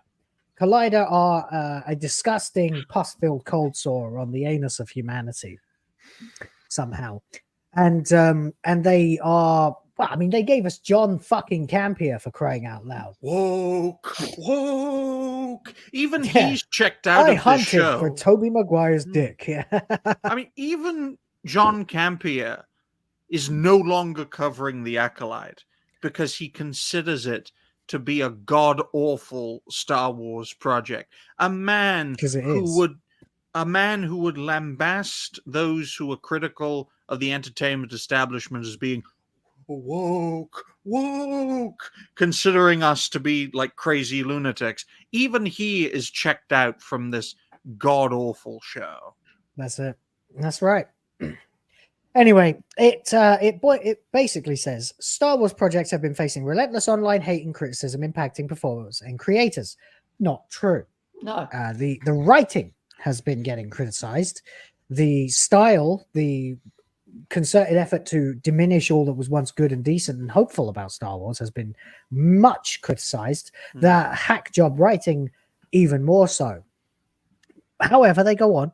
Modern Star Wars projects have expanded the universe with diverse representation.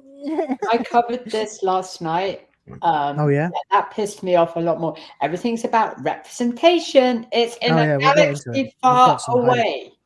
That's Yeah. already. Well, I will The future- say. Well, I will Go on. say though, before we continue, Will, I wish that the last part of the first statement was true, impacting performers and creators. If we had that much of an impact as content creators in highlighting the problem with this trash, we wouldn't be seeing future Star Wars projects again and again and again. We wouldn't have gotten fucking the Kenobi show if our criticism led to their damnation. The same with Book of Boba Fett or Andor or Ahsoka or The Acolyte or the You're right. Skeleton Crew or whatever the fuck projects they have on the horizon. Was that a thing? Wasn't that Star Trek? No. No, Skeleton Crew is isn't that the going bad- to be is going to be Bad like the Batch? next is going to be like the next live action project after The Acolyte. And it's going to be even worse than The Acolyte. How can it be worse than space lesbians, green ass Space Jedi trannies. Oh no! Please, God, no! Nah, demons, like demons.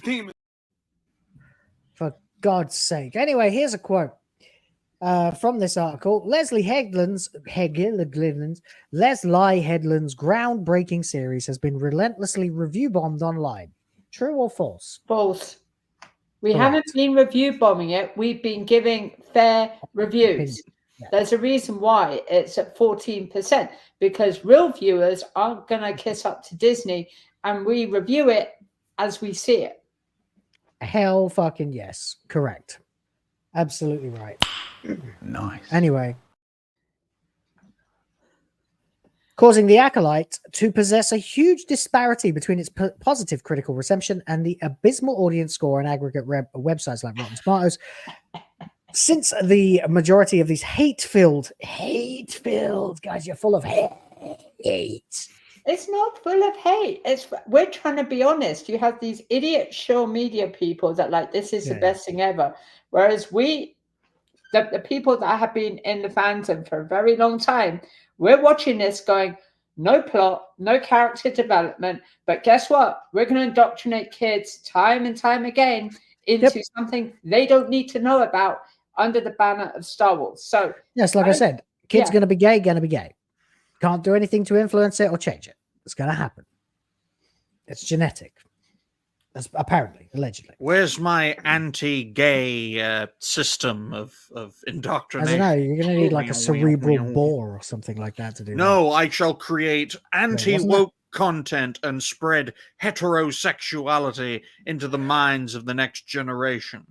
I mean, sooner or later, one of us is going to have to make the next Star Wars.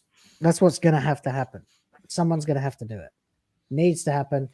And there's no two ways about it. My buddy from the Philippines, who's currently in Fort Lauderdale, says, Happy 4th. Shout out to you, buddy. Can't wait to see you when you get back over here. I'll introduce you to my daughter. Battles. He's a good battles. Dude. Yeah, that's my project, the Bigot Battles. I mean, I actually have about a third of a screenplay written for an Avengers parody that's called Our Wokers.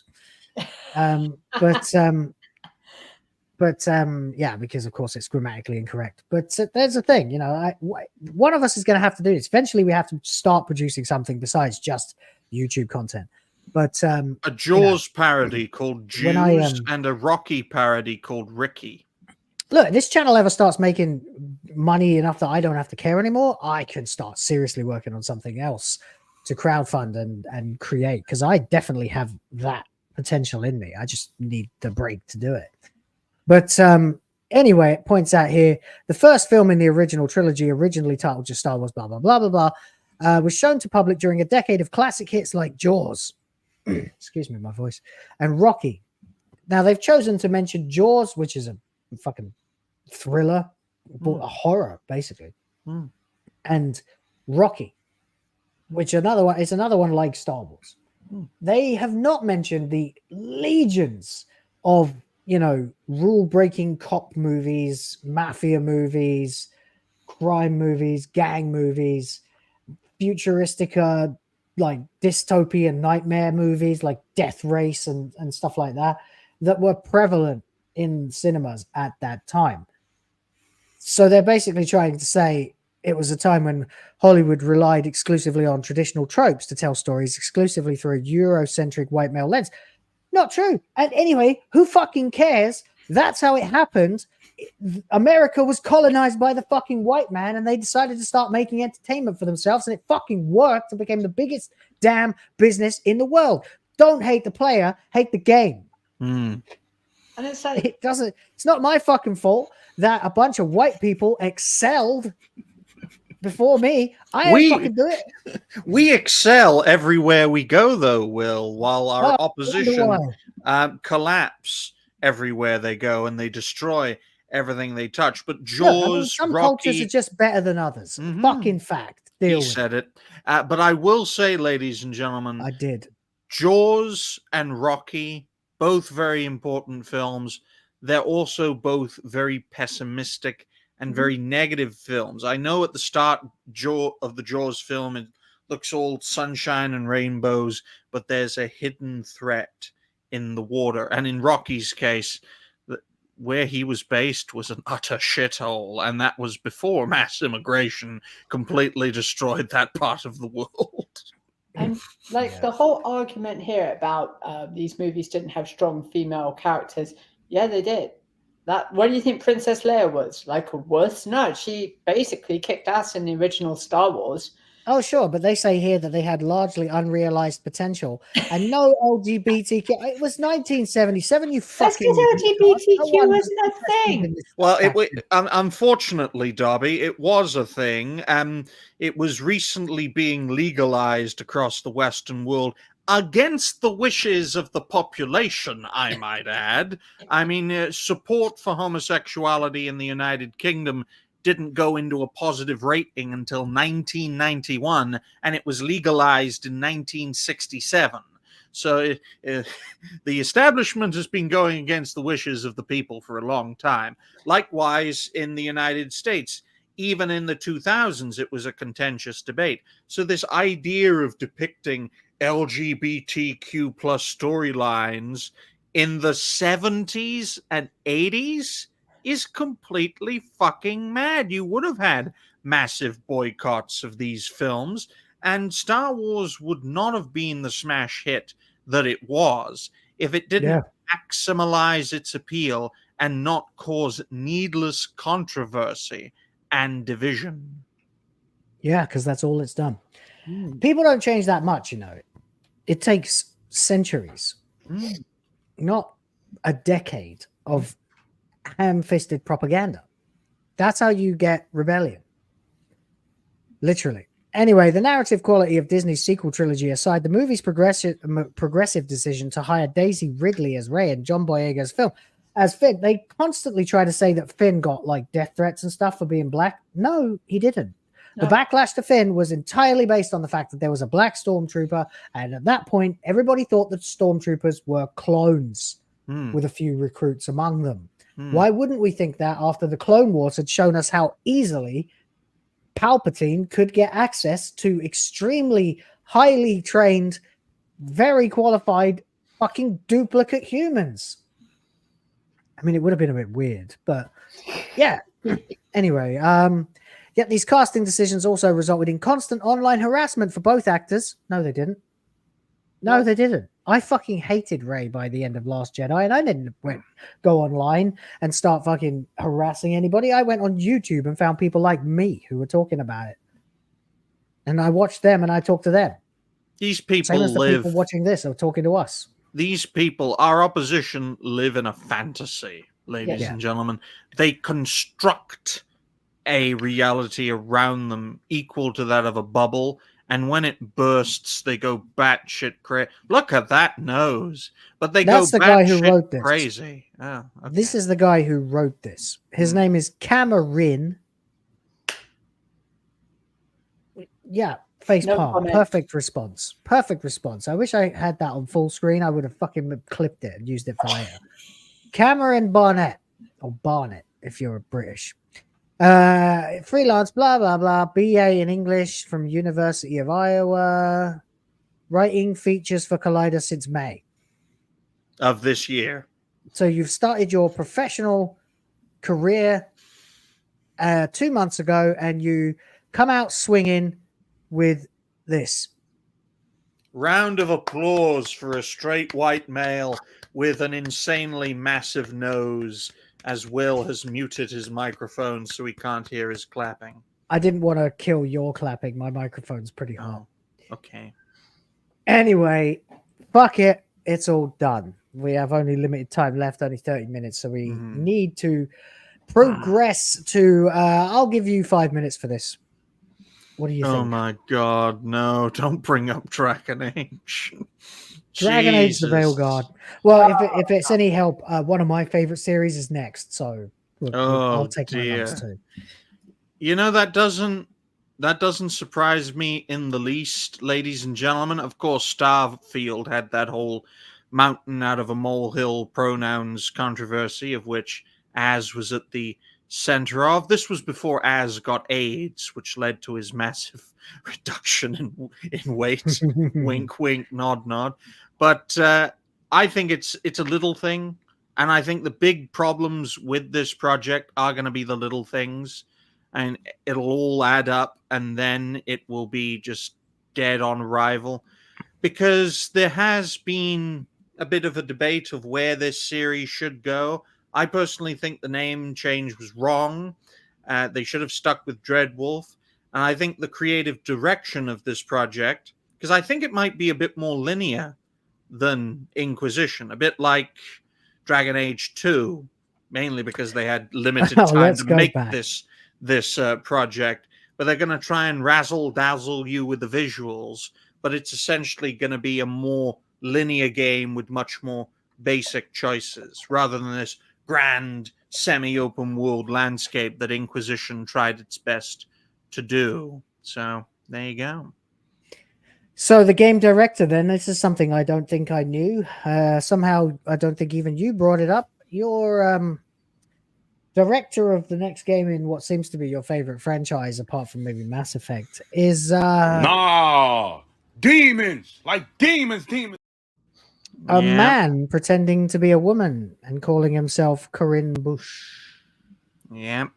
To quote my friend, the critical drinker, what the...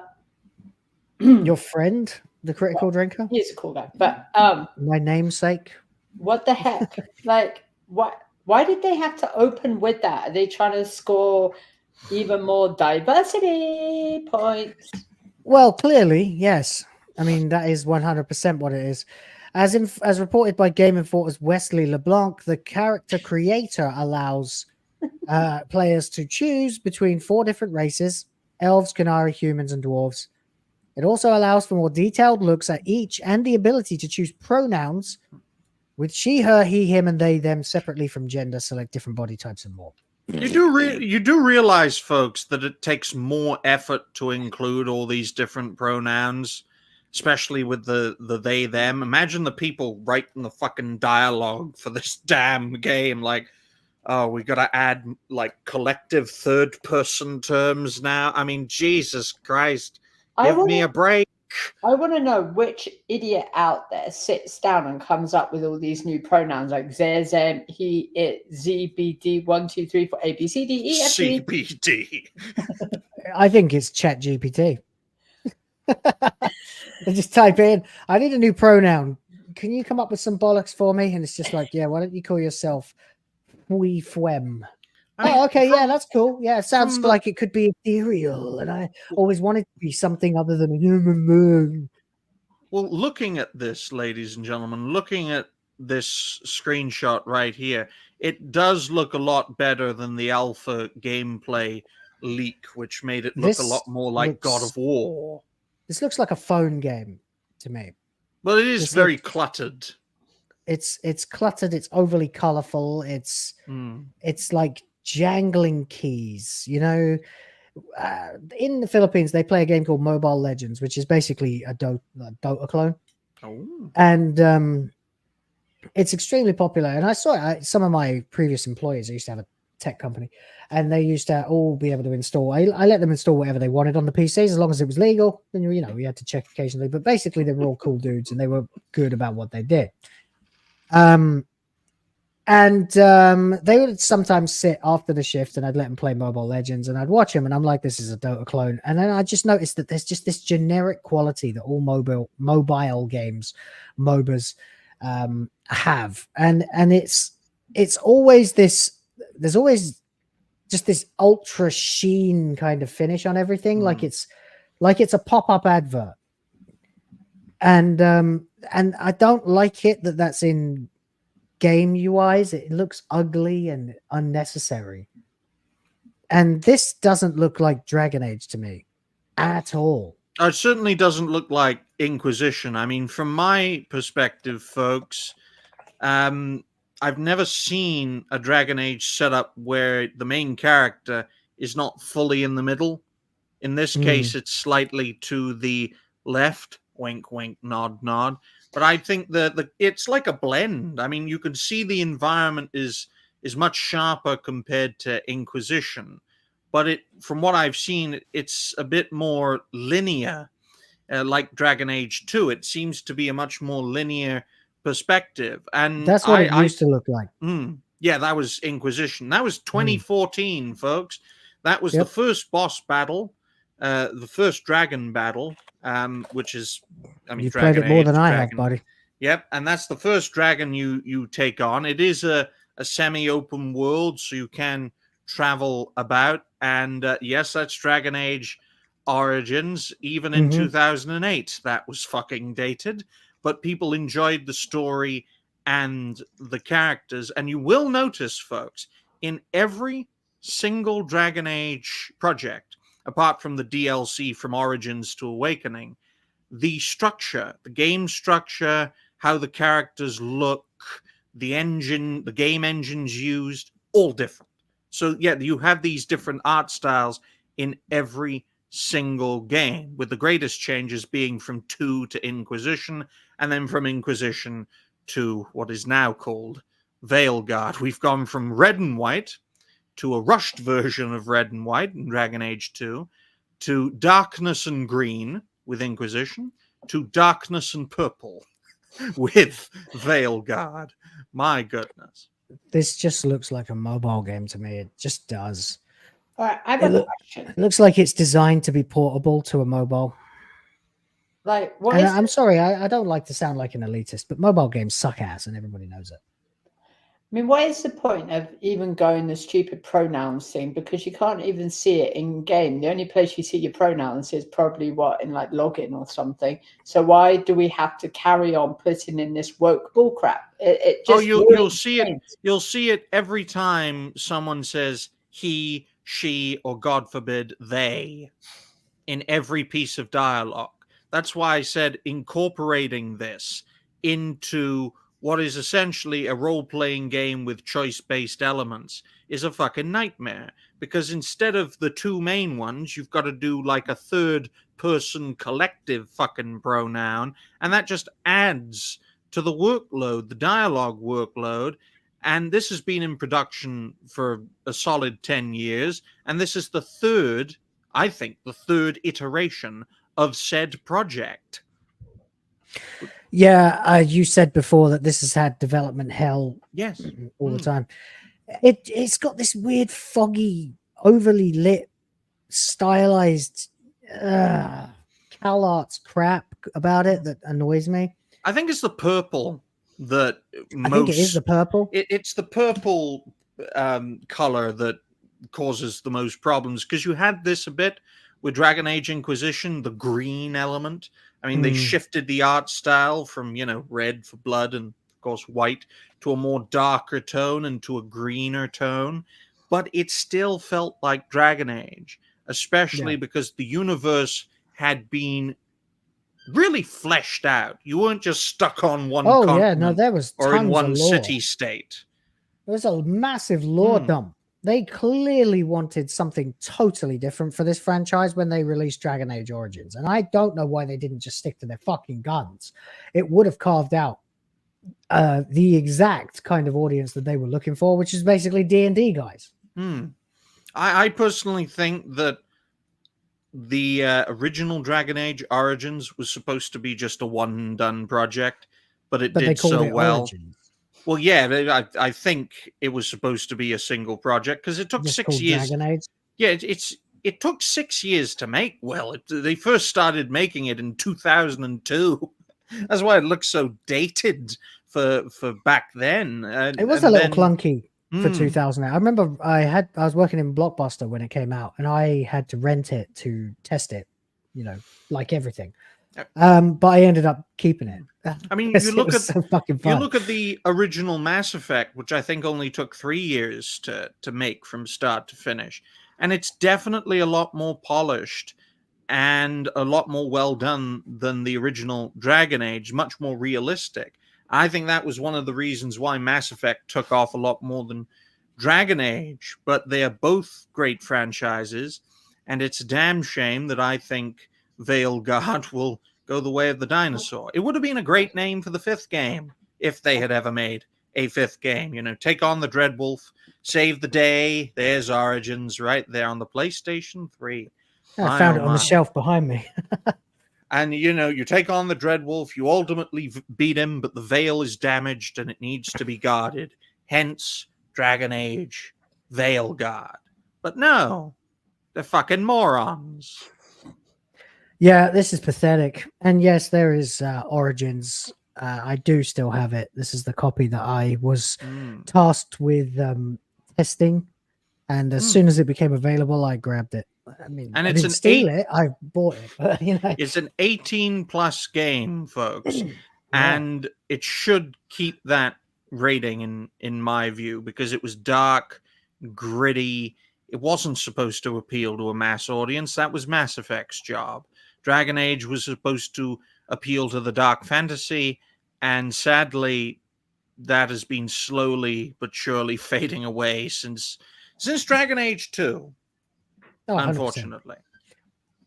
Yeah, it became a mess very quickly.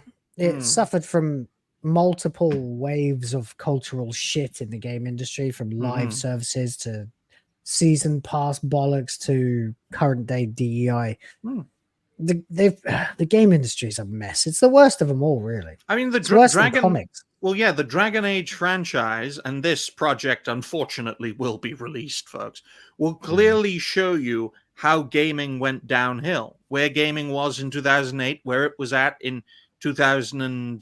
Time capsules. You're right. 2010, 2011 with Dragon Age 2, where it was in 2014 with Dragon Age Inquisition, and as well as all the DLCs with slight updates, and where the games industry is in 2024 with Dragon Age Veilguard. Literally a game for an era, for each era, and it's bad, folks. Yeah, it's bad. But nobody here's cares. Just the last. Yeah. Sorry, Rev, go on, mate. Nobody cares about what she identifies as. Why not talk about your product? Why not talk about the game instead of saying as a gay? It's nobody cares. So yeah, this is the quote: as a queer trans woman. Okay, are they different things? Yeah. Are they? What does queer mean now? It used to mean gay. Strange and weird. Is that literally? That's why it was considered a slur, Will, because originally the term queer means strange, weird, freakish, and wrong. Oh, so you're saying this is like the N-word then? Yeah, for them. That's why they considered it a slur, and now they've embraced it. Fucking mental head cases. Yeah. Well, as a queer trans woman, this person, Bush, says, I have a perspective on the games that not everyone has. Well, maybe you should try targeting everyone. Dragon Age has long been a place where LGBTQIA plus folks can see people like themselves represented respectfully. It's inherently very queer. It's such a rare thing for marginalized. Oh fuck! I can't even be bothered. Fuck this noise. One of my favorite franchises, folks, is definitely not appealing to their kind of people. Okay. Yeah. I mean, I know you could romance Alistair if you were a guy in the first one. As far as it needed to get. Like, okay, there's an option there. If you want to shag a dude as a dude, then you can. Well done. You get your cutscene and we get ours. That's called fucking equality. You can opt out anytime. Now you can't. Now you can't opt out of anything. You have to watch it and you have to. I mean, look at Rogue, Doctor Who again. I had to sit and watch that. I was repulsed by major chunks of that. And that's because I'm a heterosexual. Sorry. I like girls. You know, I'm a breeder. And why that is offensive, the human race is fucked. Our opposition, they hate life, they hate liberty, they hate the pursuit of happiness. And since it's the 4th of July, be a patriotic American. If you see a rainbow flag in the ground, just tear it fucking up. Cover up your number plates before you do it, though. Shut up, YouTube. Stop watching me. Anyway, it's okay because I can rely on the fans of the will to support Will of the Fans. Apparently, as TJAP Steve gifted 10 Will of the Fans memberships. Thank you very much. Yes, we got a lot of new green names going on there, and I'm very happy to see it. A lot of people in the chat are regulars here, and they all deserve to be green, so it's a lovely, lovely thing to see. Also, that's a couple of packs of nappies for me, so thank you very, very much. And also, James up for $5 dues, which I have to get back to the... Says they have an option in Dragon Age that makes it so you can't die. Oh, I don't remember that. One of these days, I want to get Jim Sterling on this show with no camera, just so that we can argue about whether there should be an easy mode in games that are designed to be hard. Have you seen Jim Sterling recently? I'm afraid if my video about Jim Sterling had been allowed to be released on YouTube, which it wasn't, and it was very respectful. I used to watch the guy for years. Then you would all know how I used to, really seriously, I used to be quite a big fan of Jim Sterling. I knew he was a bit of a lefty, but he was a voice for gamers against a corrupt, bloated infrastructure in the gaming industry. He was absolutely on the side of the customer. He even did a video once called "I Hate the Word Consumer." I completely agree. And yeah, then he made a video a couple of years later where he said that he was more punk rock than cyberpunk because he was on estrogen. And the rest, as they say, is history. Well, I wasn't nice to him on Reality Based, and I'm going to turn that timestamp into a video. And knowing my gigantic nose, I'll get away with it. Well, you are a self-proclaimed Jew, so yes, that makes you auto-marginalized. I identify as one. Okay, that's cool. Right. Very good. Very good. Anyway, I have one thing here on behalf of Mr. Op, who also in his super chat said I should check my email. And well, Ryan, this is for you. Here you go.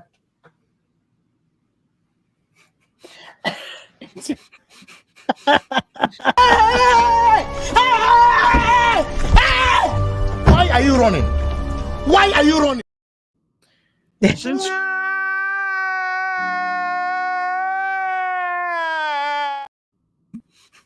Since when did I turn into Atreus? Actually, you look better than Atreus. You look really interesting in this picture. You know, folks, Can you get an afro wig? Folks, I can literally make this possible if you want. With a whiteboard marker? That's gonna take a... That's not gonna be fun. No, no. Jeez. Oh no. He's gonna do it. I wonder if we've got enough time. I've got to get There's only 12 minutes left, mate. I've got to get a stronger black. We need stronger blacks. Ask Oh my Atreus. god! All right. Well, while he's doing that, Ask oh my Atreus. god! All right. Well, while he's doing that, we'll keep up with him on his proceedings This is to better. become the thing he hates.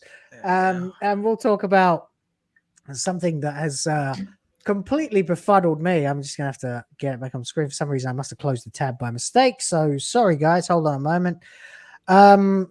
It does seem that Kotaku is in love With Final as a Fantasy. collective. It's been yeah, it is. They're in love though. They're not. This isn't fandom. Apparently, this is a romantic love for someone who has appeared in Final Fantasy 14. And where the hell is the fucking article? It's disappeared off my watch. I hope people are Oh, you enjoying mean the cat person? the no. It's a the cat. Yeah, the Hrothgar. Because there's been a race that's been alluded to and a place as well in FF14 for a while. And they keep, it's the usual thing, same as people tend to mention locations in MMOs before you get to go to them. 1 second, I'm going to fucking find this. Here it is. Exploring Kotaku's love boner for Final Fantasy 14 furry creature. Yeah, so effectively there's this character, right? So there's a couple of things. Do either of you, or have you ever played Final Fantasy 14? No. Oh, Yes. cool. Good, because eventually I'm going to try and refashion my old free company and make it for this channel. So if people want to play with me, they welcome to do it. I'm still finishing Endwalker though, so I'm a bit behind.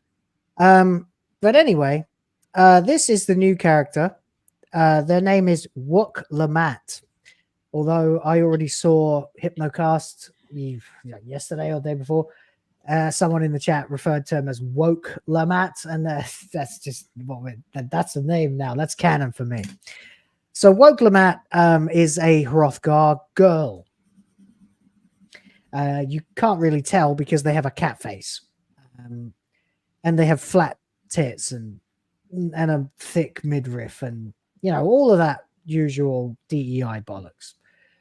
However, Final Fantasy 14 doesn't have much of a reputation for this DEI stuff, and Yoshi P is a passionate man who is kind of an auteur in the gaming space. So I find it very difficult to believe that he would just so easily be persuaded by the Square ethics department to toe the line. Although he probably would have made this a guy if it was up to him. Anyway, at the end of Endwalker, the story that has for 5 iterations since A Realm Reborn through Heavenswood, Stormblood, Shadowbringers, and Endwalker been all really about you, with the possible exception of Stormblood, because the main character there is a woman who you are helping to take back her nation. You're the focus. You're the main character. You're trying to save the world from the end of days, basically. And now that the world has been saved, presumably, I don't know, I haven't finished it yet, you're free to explore and go wherever you want, and you encounter this character who has their own story, and you're just there to help them. So it becomes much more like World of Warcraft, where you're just a cog in the machine. You know how it was, right? You played World of Warcraft, you're just a troop who helps, a champion who helps the Alliance or the Horde. Anyway, the thing about this character is they're a cat. They're a lion person. And that has attracted certain types of people. Furries. Probably the most hated group in internet history. Disgusting creatures, a lot of them. I mean, furries are fucking freaks. I don't care. And unfortunately, they've been picked up by the Lugaputaka Alliance and Kotaku, who have the journalistic integrity of a slug. So there's that. The article says it hasn't taken long for players in Final Fantasy 14 to get attached to the new expansion Dawntrail's most important NPC. Well, when they say players, they of course mean what we would refer to as NPCs. SJWs, freaks, Disney Star Wars fans, Disnoids, Tranoids, the kind of people who will no doubt think that pronouns in Dragon Age is a good thing. The kind of people who call themselves non-binary. Effectively, yeah. Launching in early access on June 28, it takes us all to the new location of Tural to help the adorable Hrothgar woke Lamont in her own adventure. While it still feels too early to read overall reactions to the expansion as a whole, one thing is for sure, everybody loves Wook Lamont. Now, again, I haven't played it yet. There have been other characters that I've found to be really annoying at first, who later I end up really adoring in the story. And when I say adoring, I mean in a platonic, I'm happy to help you with your needs as the hero of this quest kind of way. Not a romantic, please notice me senpai kind of way. Unfortunately, these people, these mentally ill woke people, seem to have it's mental illness. It's mental illness. They don't understand the difference between fiction and reality. That's how they're able to convince themselves that they are genders that don't exist, that they are things beyond what human evolution can provide. And now we are dealing with this. Are the Elder Scrolls games aimed at furries because they have Khajiits? Right. Yeah, no, of course. I'm not saying that the game is aimed at furries. I'm saying this character has been picked up by a certain community and their portrayal is being warped. I'm not implying that this is the aim of the expansion or anything to do with the game at all. I'm just saying the fucking freaks at Kotaku are celebrating this like it's the second coming or the first coming of Jesus Christ. And so anyway, the star of Dawntrail was first introduced in the final post-Endwalker patch 6.55, and we're already getting infatuated. So, okay, so we've had adjectives like adorable and verbs like infatuated with the fuzzy cat girl, and the expansion has only made those feelings of love grow. Love, guys, it's fucking love. It's romantic love is what's happening here. People are falling in love with a fictional character. You don't hate journo rants enough, ladies and gentlemen. They are making a mountain out of a molehill with this character. They are gaslighting this character into something it isn't in order to cause the kind of controversy that fuels these fucking organizations. Correct. Precisely. Absolutely right. This is a storm in a teacup. This is a nothing burger. This is Kotaku once again caught red-handed starting a fight. They're turning something that should be a harmless thing. There's this Hrothgar girl. Now they're different from the Mikote. I play a fucking Mikote. I like the cat ears and the tail. I thought it was cool when I was a bit younger. And I still do play that character because I tried to race swap into various races and I thought, nah, it doesn't look like my character anymore. I got attached to the character. I'm just a Huffcalf girl. Hrothgar living girl. In a non-cat world. Yeah. Oh dear. Yeah, I can sing. Unlike past expansions, the player is not the center of the world. Instead, it is the player's job to help woke Lamont, but it's not woke Lamont. It's just the thing is, I'm on the side of defending this game and the character right now, unless and until I play it and it does something egregious, something ham-fisted, like messaging-wise. I'm not going to buy into this, and neither should you. You go into a furry convention in the first mission. To get to the point, Kotaku really wants to create a controversy with this. They have written this in a particular voice. Who wrote this? Willow Road. I don't know who that is. Not Mercante. No, it's not Mercante. She's not that smart. She doesn't have the patience to play this game, I'm sure. Anyway, it's a character, probably a decent character based on the track record of the game. Again, I don't know yet, but I will begin grinding fucking Endwalker tonight after the stream for a couple hours to try and catch up because I want to know.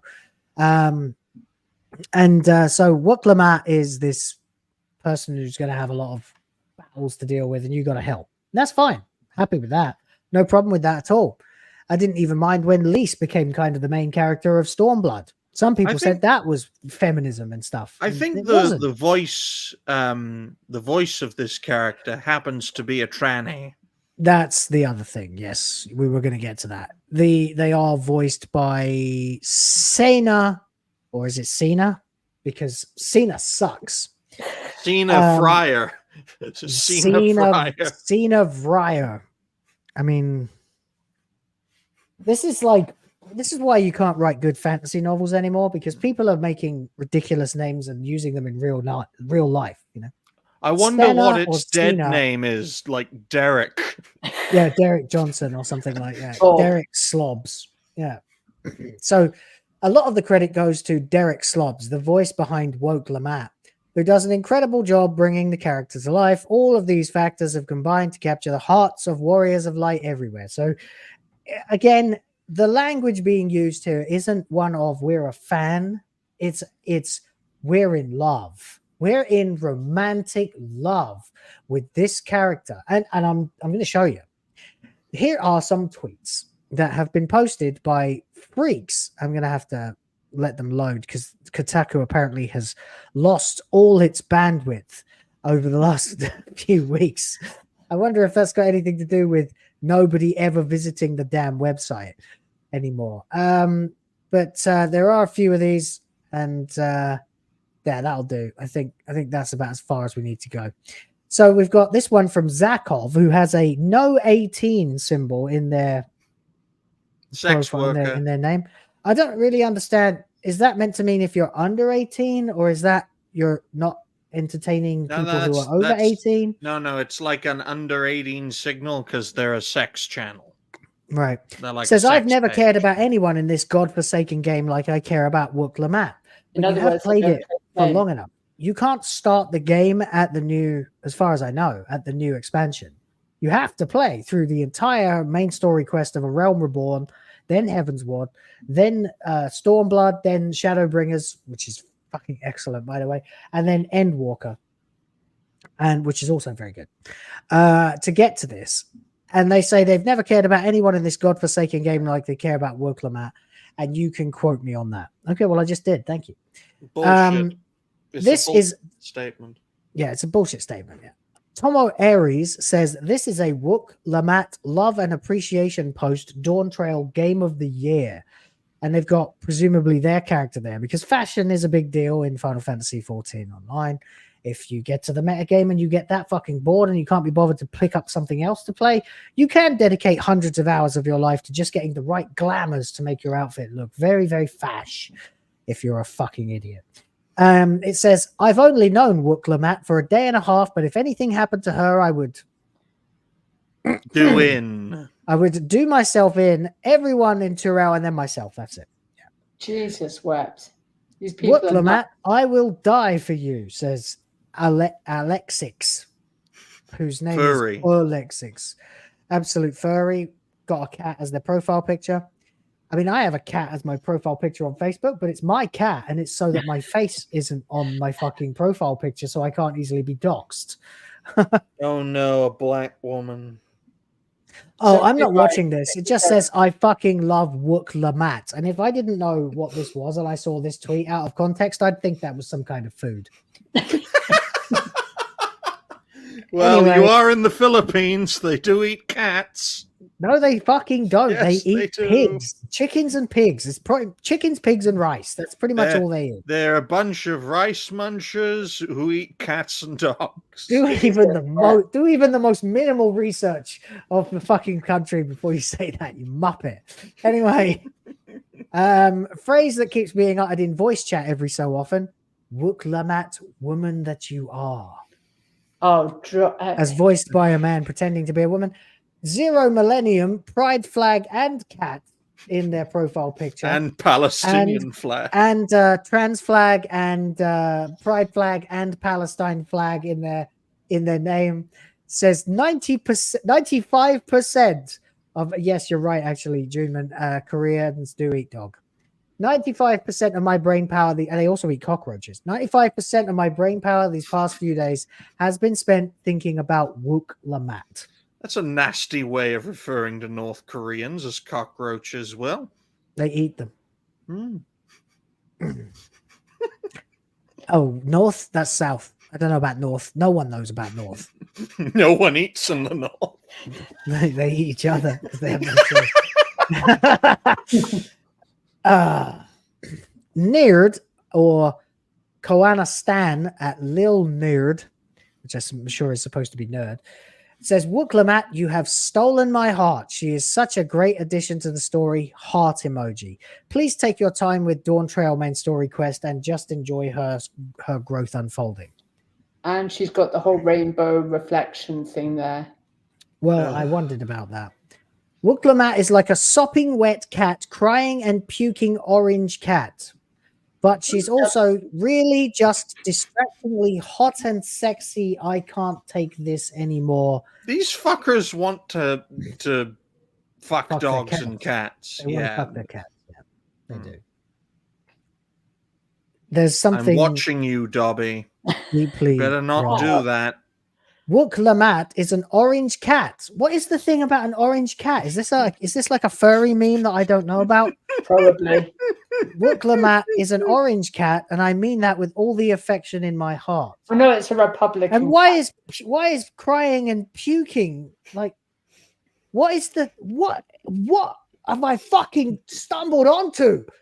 We need to reopen the asylums, but we got to call them. We actually do. We fucking do, Ryan. You're right. You're absolutely fucking right. We have to make them quickly, so we have to call them camps. So what did we have? What did we have in the 1800s? We had fucking Bedlam, and places like that, or 1600s, and it was not good. You know, if people didn't get married and have children by the time they were like 25, they were considered insane and they were locked up, and that was too far the other way. No, Ryan, that's not the answer either. Don't be fucking retarded.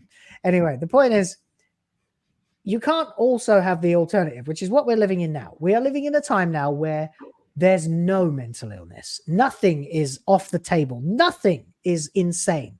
Getting sexually aroused by a person with the face of a cat is not considered weird anymore, or rather, it fucking is, but it's not allowed to be. There's a state in place that wants you dribbling over and fucking falling on your knees and crying, "You're a kitty," every time you see a character in a fucking video game who happens to have the face of a cat. I don't know what to do about this. The world's broken, guys. The world's broken. Universal flamethrowers. It goes on and on. WoTF, my bestie, best friend, my silly goose. Okay. What? My snuggly wungly. Can we end the show, please? Yeah, that's enough. Outros. I'm Rev, gonna you're need up. therapy after just seeing those. Rev, you're up, mate. wrap up. That's it. Outrage. We're ending the show out of outrage. If you had anything left to say or to donate, please do it now. Forever hold your peace. Rev, you're up. Hi. Yeah, thank you all for watching. It's always been a pleasure. We're sorry that we have corrupted your minds talking about furries. Good luck. I recommend alcohol, a lot of alcohol to heal you. I'll be doing streams this weekend, or today rather. And I'll be on the Tangent King podcast Saturday and probably back here Sunday. So with that, over to Ryan. Well, ladies and gentlemen, do remember to join us on the debut episode of Reality-Based Whovians, which will be this Sunday, because Will cannot make it due to scheduling difficulties. Dobby will be on that show. Hopefully Goldie will be on that show, and it will be exactly the same time as WoTF Live, so that I can guarantee that we'll actually have some guests on, because scheduling can be very difficult. I'll also be doing a show tonight with Goldie. I think it's going to be a reality-based politics show because, you know, July the 4th is election day in the United Kingdom. Goldie is British, and he's a bit burned out by pop culture talk. And I can finally have a 5th episode of reality-based politics. Hooray! Now we can cancel it after 5 episodes, because that's usually when we can shows, after the 5 mark, if we can't get guests. But you know where to find me, folks. We got plenty of videos for today. And the more, the merrier. Look at that piece of Aryan perfection. Keep her away from the Atreians. That's Lucy from Fairy Tale. We already had Ezra with the red hair. But this is Lucy, who is the kind of even more of a main character than her. Thank you, Ryan. Yes, you can catch whatever bleak substitute for WoTF Live Ryan wants to try and fashion on his channel. But the following Sunday, of course, you will be able to check out WoTF Live once again, as I'll be back and raring to go. Due to scheduling issues at this time, I cannot be 100% sure if I'll be available to stream on Tuesday for WTF Live. We know that WTF Live cannot go ahead on Sunday, and apologies for that. I just have some stuff, and unfortunately, I can't do it on the internet like I would be able to in England. It has to be me, has to be in person, has to be in the place, and then I might have to go to the embassy in Manila.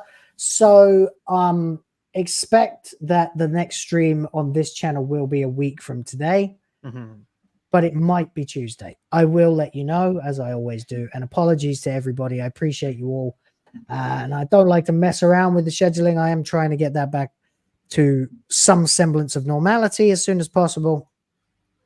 But until then, please watch this space. I'll be releasing videos, of course, until then, and let's not forget, we have yet another nice little twofer from James Opp that says, I expect to see your portrait on the wall, Ryan. Oh my, you can't have that on the wall. What would Atreus say? Oh dear.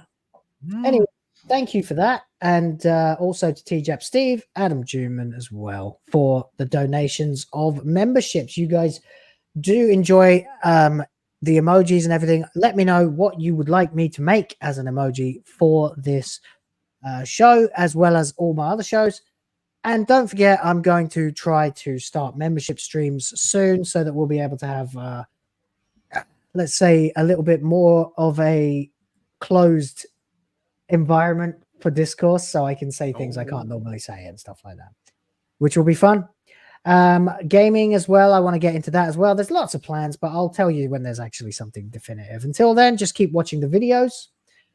Check out the next stream when it comes up, which should be hopefully before Thursday, but it probably will just be next Thursday. Watch Ryan's cop-out version of WoTF Live on Sunday in my stead. I might be watching it myself, you never know.